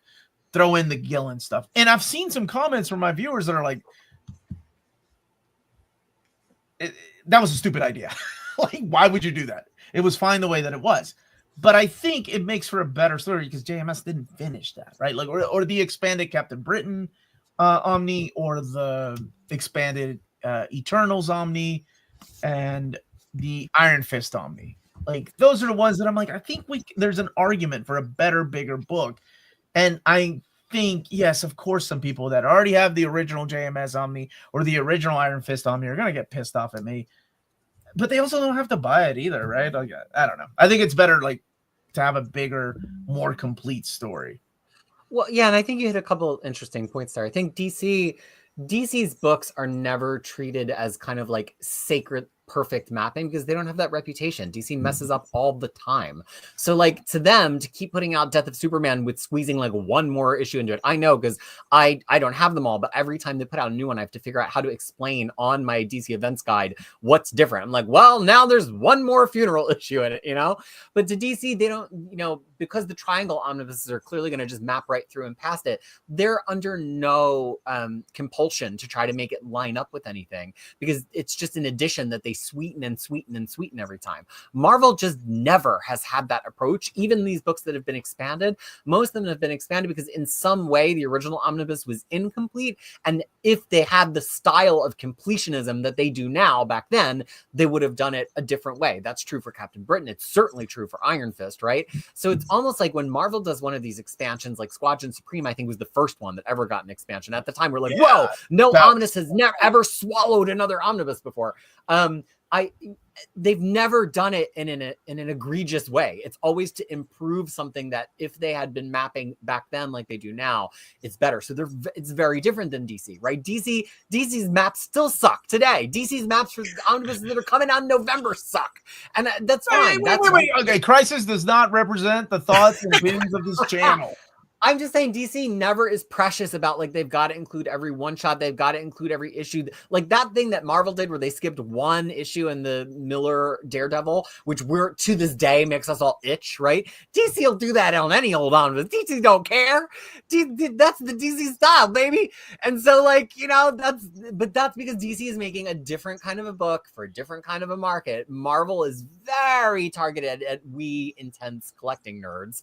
And so that kind of stuff matters more in Marvel books. So yeah, they only tend to improve a book when it really fixes a past wrong. And that's why there's so few instances of them like straight up reissuing an expanded version of an omnibus. Wow.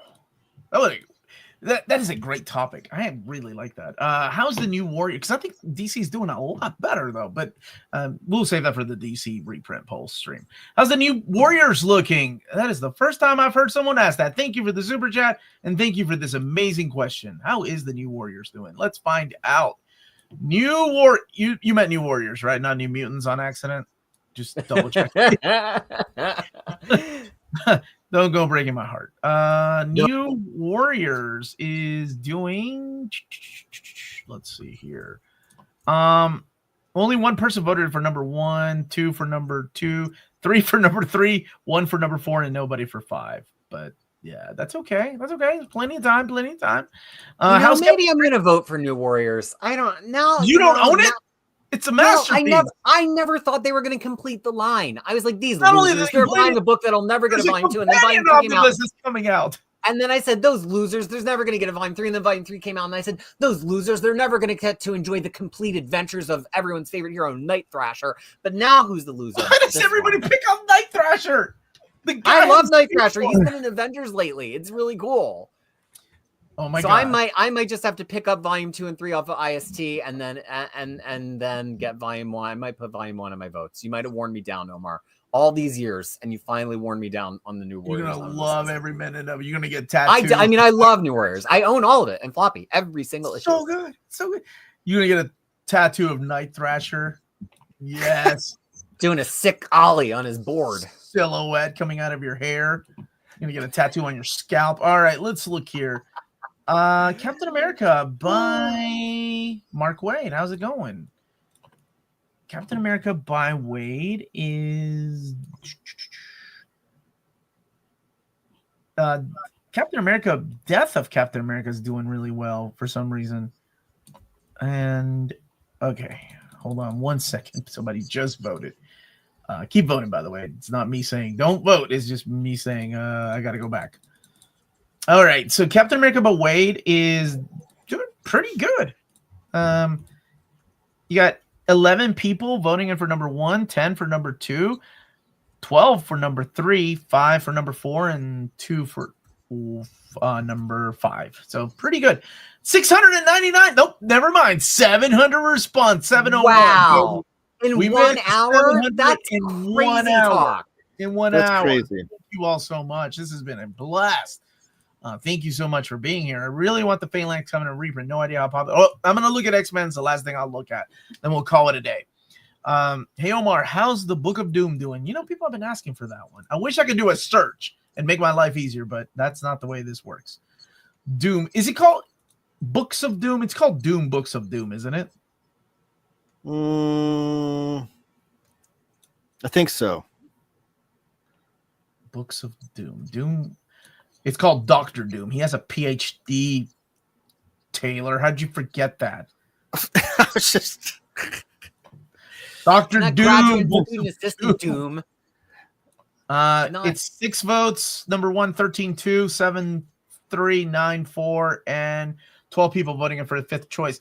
Speaking of expanded, that is one that David showed me the mapping or what was collected, and I told him, is there any way to add Books of Doom in there, because it is long out of print, and that stupid standard size hardcover was like $200, and it's a phenomenal story. Not only did they add it, they changed the effing name of the Omni to Books of Doom Omni. That's freaking awesome. That was a big win. And because so many people needed to read it. Yes, Nick, that's right. New Warriors Forever, baby. Thank you for the super chat. Thor Returns Omni Volume 2. Give me 1 second. Let me look. That's all the way on the end here. 7-11. That's how many votes we got so far. Heroes Return 2. There we go. 6, 4 in that order. 6 for number 1, 4 for number 2, 1 for number 3, 4 for number 4, and 3 for number 5. So that's the votes that we have so far. Again, anytime this could change. This is just right now, as of right now. Should add the Ditko issue to Hickman's Shield. Oh, the Daredevil issue? Is that what we're talking about? Proud of my 6 different versions of Death and Return of Superman. And it's coming in an absolute format. Edwin, are you going to get the stupid direct market version with the tombstone or the regular version? Come and be stupid with me. Let's get that direct market. That's limited to 1,993 copies. So dumb, but I'm so in. I'm assuming it's referring to the teams. Reddit comments got me feeling like my votes were wasted. Why are you on Reddit? Stay off Reddit. Hey, that's where some of our voters are coming from. Be careful. Stay on Reddit. Don't forget to hit that like button. Everybody's entitled to vote for what they want for. Don't let them make fun of your votes. Be proud of yourself. You voted for the books you wanted, and when they come, you can laugh at their face and be like, see, I told you that's why voting is important. Control F cannot be done on this M, unfortunately, because it is it's a little bar that you can scroll across. So if I do a Control F, it goes like vertical, not horizontal. War of the Kings Prelude was number 1.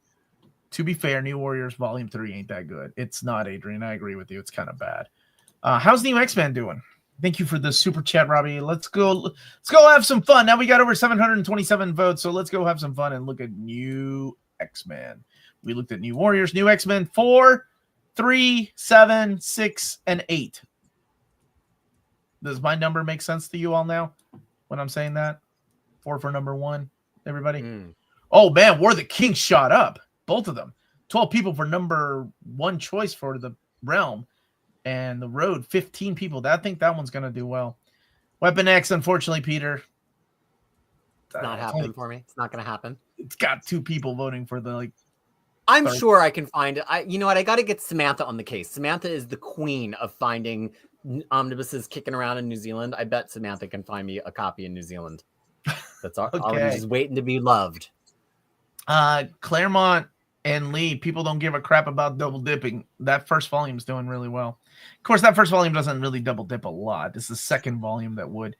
One day Age of Apocalypse is doing well this year. Man, I should have bet money on my predictions. All my predictions are doing well. Yeah, can we get a betting market for that? There's got to be. We got to get a side hustle going. Oh crap! Phalanx Covenant. 29 people voted for number 1, and then we got 9, 12, and 12. Well, I guess that's the one that you all wanted, so it makes sense. I bet over on Reddit we can get a betting pool going. Like you know what? Fantasy Omnibus pool. Legal stuff on Reddit. You go ahead. You don't need my permission. New Mutants is coming back big. Okay, then I could do some insider trading when Omar tells me a book's going to be reprinted. I don't. Yeah. That's why I don't tell you or anyone anything. Not even my wife knows. I think the only one that knows is Dom because I made him sign the NDA just in case. Holy crap! Daredevil is huge. Yeah, you know, we got over 738 votes now. And that Daredevil, 53 people voted for number 1. The Soul, 27, 24, 26, and 10. There's no way that doesn't make it in the top 5. I still think that will be the number 1 choice. Infinity Gauntlet still not coming up any. That's no bueno. Mighty Thor did shoot up a little bit, though, volume 2. So good for you, Trevor. Omar, Reddit loves you. Well, I love them right back. 1,000 board. Woo, I don't know if I can make it that long. No, I don't think I can either. They need to rescan the Generation Next if they're going to reprint that AOA. I tell you what, if they do, I will suggest it. And they can take my suggestion and laugh and throw it right in the trash. Or they can be like, well, maybe Werewolf by Night, Tomb of Dracula, Oz Omni. I just checked Tomb of Dracula, and it was doing pretty well. Werewolf by Night wasn't doing that well. It didn't do that well last year. I can't imagine it doing too well this year. What? 5, number 1, 9, 9, 4, and 4. So not terrible. Doing better than What If. Doing better than Acts of Vengeance. Absolute Star Wars. Oh, man. So many choices. 748 votes. Adventure into Fear only has 1 vote and only in 2nd place. War Kings. Yeah. Weapon X. Oh, Weapon X has a couple more people, Peter. Just happened. Only maybe vote for it if you want it. Maybe it was just you and Samantha. It was you and Samantha that voted. She's like, I got you, Peter. X-Men Revolution's doing okay. X-Men Avengers Onslaught, not so hot. Statics is okay. 4, 3, 11, 9, and 10. See, that's the thing that Peter was saying. Those choices there towards the end are big. Or they're, you know. All right, there's the Secret Wars 2 is finally moving up a little bit with 12 people voting for it for number 1. Aliens is moving up a little bit too. Wonder if that will make it. It's got 22 people voting for number 1. 1 for number 2, 4, 3, and 8. So anything is possible. Anything is possible at this point. Anything goes. Yay, Secret Wars 2. Oz. Oh, God bless you. All right, let me look at Oz, and then we definitely got to start wrapping up. We got over 758 votes. Is it just called Oz, or is it called The Wizard of Oz, or is it called Scotty? It's just Oz. Oh, okay. It's called Oz Omnibus. It's not doing too good. It's got 1, 1, 3, 3, and 2. So it's not too good. I'm sorry. I wish I had better news for everybody that's asking about their favorites. All right.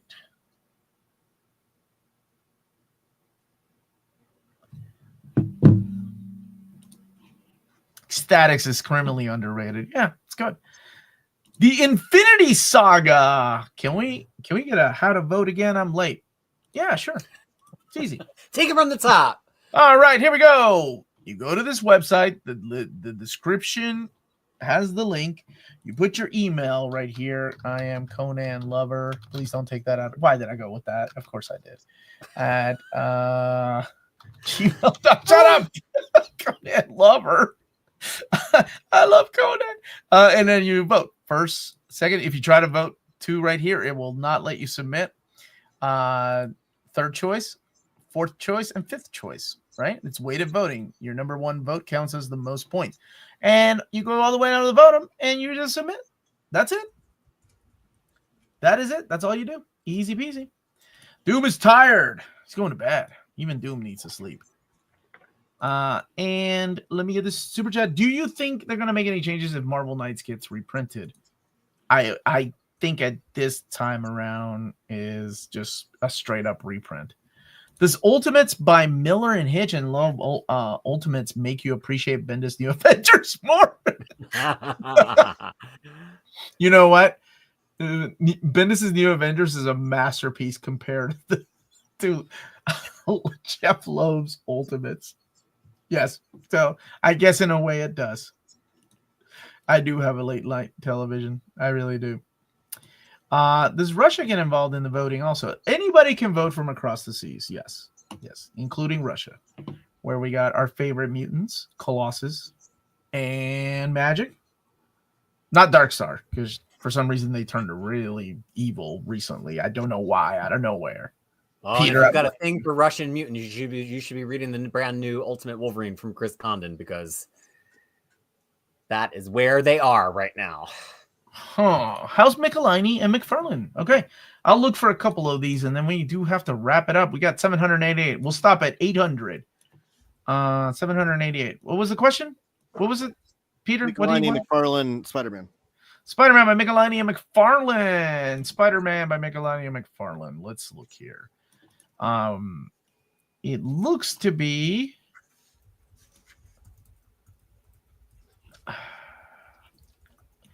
not as good as Roger Stern's, but it's still pretty good.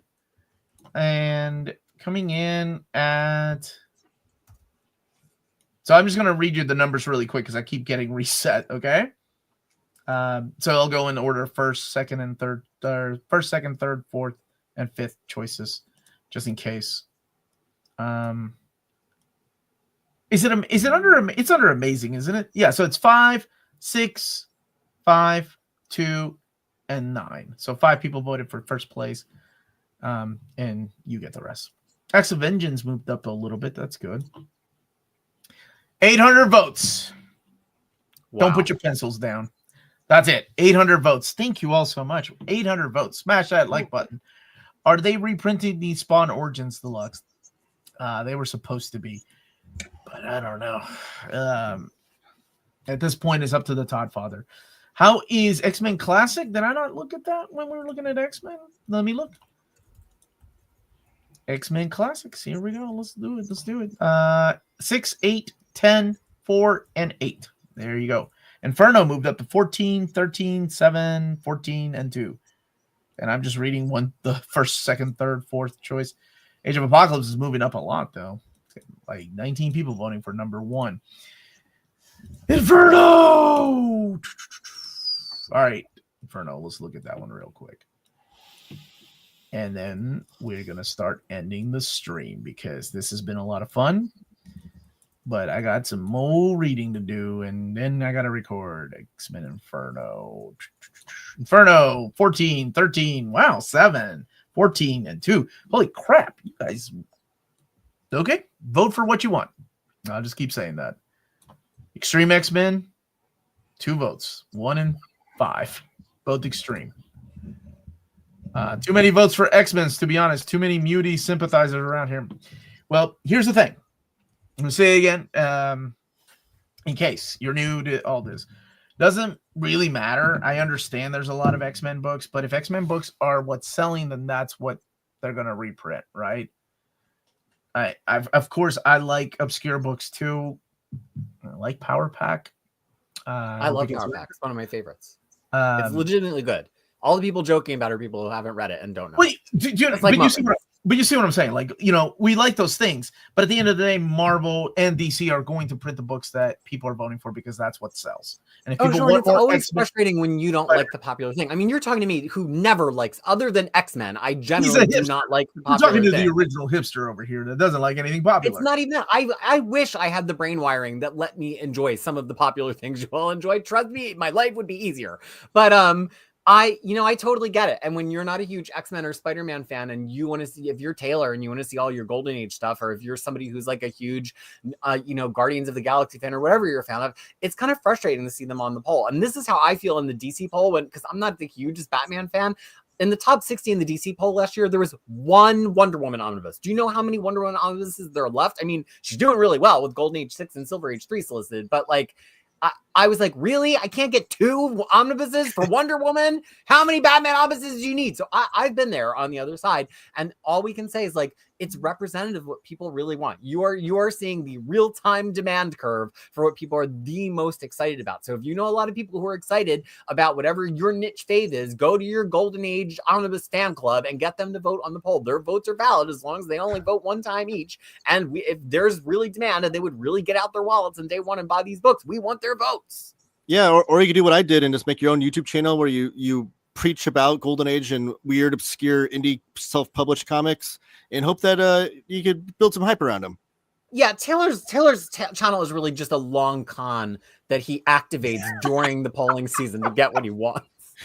That's all. It's like the Prestige. You got to live the magic trick. You got to do it all the time. One of the motivations behind my channel is I like these cartoonists that make these weird comics, and I want them to be able to make more comics. So to do that, you have to have them sell comics. So why not make two separate polls, one for X-Men and Spider-Man and the other for the rest? Because then I would be sending Marvel, regardless, top 20.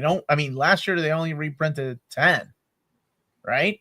So if I were to do top 20 for Marvel, top 20 for X-Men and Spider-Man, that's 40 books that they're only going to choose 10 from. And I don't like that. And I think, and first of all, that's another set of books I'm sending them a list of. And people that read emails, everybody has a job that when you get an email, you're like, oh God, here we go. You get another email with another list and you're like, oh God, here we go again. It's not apples to apples. It's like two different polls with two different amount of votes and two different. Part of what makes this data attractive to anybody who likes data, whether it's Marvel or just me, is that it's data that is apples to apples. Like you can't compare the DC poll and the Marvel poll. You just can't, because there's different people watching the streams. They're at different times. It's different. So if you split the polls into X-Men and not X-Men, we could have an X-Men poll just for fun to see what everybody's favorite X-Men stories are, but it wouldn't yield usable data, right? It would just be a poll for vanity at that point.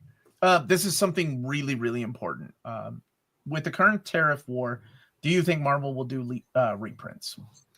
I'm going to give you the answer that every publisher has said so far, because right now there's a lot of uncertainty in publishing. Every publisher is, a lot of things are up in the air. I don't care what you read on Bleeding Cool, Rich. Sorry. We don't know. It's not 100% gospel what is not going to be tariffed and what isn't, what countries. Nothing is for certain. What I will say, it is business as usual until otherwise told so. So right now it is business as usual. We're running a reprint poll and we're going to send it to Marvel.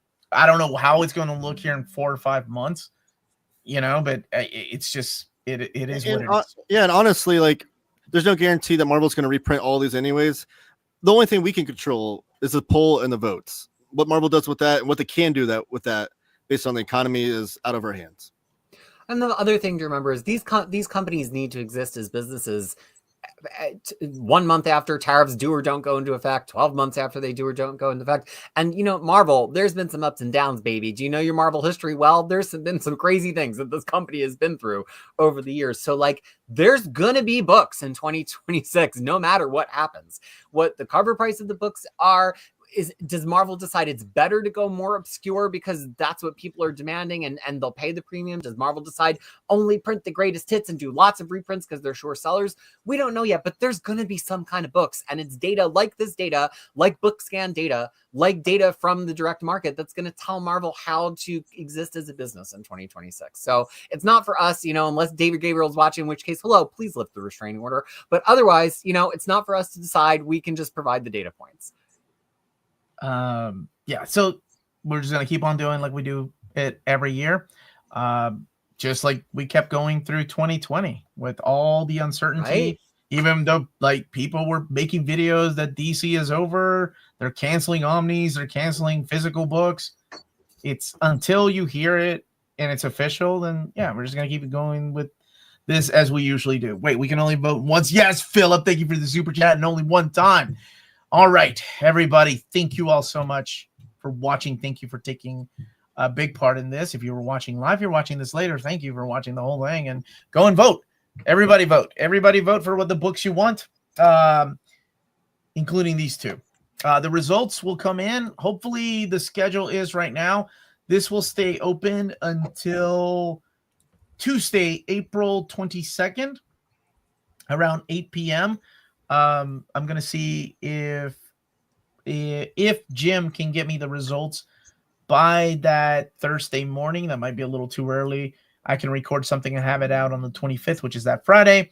If not, I'll have it out on Monday or something like that. But then Monday's when the Tiger Eyes poll is out, so I may have it out on like that Sunday. And Tiger Eyes poll, woo! It's going to be a lot of fun. It's going to be a lot of fun. So that one's a little bit different, and we'll explain the rules that day. And if you want to pregame for the Tiger Eyes poll starting tomorrow, all of the possible poll options and maps will start being on Crushing Crisis every single day. So you can really get ready ahead of time because there's a lot of research that goes into that one. You get 10 votes on Tiger Eyes, baby. 10. I will come after you, Mr. Groot. How many people voted? Oh, right before we ended. True. Let me look. All right. 867, 68. Sorry, people keep voting. But go ahead while I'm signing off, and now the last thing I'll say is the final vote count. All right, to my right is my buddy Crushing Crisis. Where can people find you, complain, and all your hot takes? All my hot takes, my lukewarm takes, my room temperature takes are on my channel, Crushing Crisis on YouTube, and also on my website, crushingcrisis.com. You can type HTTPS before it if you want to, because it is. But that's where I talk about comics every week. I cover all of Marvel, DC, and Image new releases. Of course, I have guides to hundreds of Marvel, DC, and independent characters at this point. And the next 2 weeks, I'll be talking all about the mapping that we have done to get ready for the Tiger Eyes poll, which launches just after this one in about 2 weeks. And there are so many hardworking mapping minties working on that. And this is my holiday season. My omnibus holiday season. I'm so happy to be here with my friends. And right underneath us is Taylor Talks Comics. Where can people find you, my dude? Yes, I have my own YouTube channel, Taylor Talks Comics. If I try to show off the full gamut of what comics can be, from your Marvel and DC omnibuses all the way to your self-published stuff to Fantagraphics and Golden Age comics, the whole history of comics. So I'd appreciate you subscribing over there. And also I run the social media accounts for Near Mint Edition. That's right. So he usually answers the comments and messages. So if you're being ignored, go yell at Taylor. And yeah, by all means. If you don't like the answers, go yell at Taylor. Just go yell at Taylor on his channel, not here. All right, everybody. Thank you so much for watching. Smash that button, the like button on the way out. And we are out of here. The DC poll will be sometime in May. Just hold on to your butts for that one, and stay healthy and safe. And the final official vote. Oh, almost made it to 900. 881 people have voted. Awesome. Way to go, Minties. Way to go, Minties. See what ends up happening. Could go nuts. All right. Bye-bye.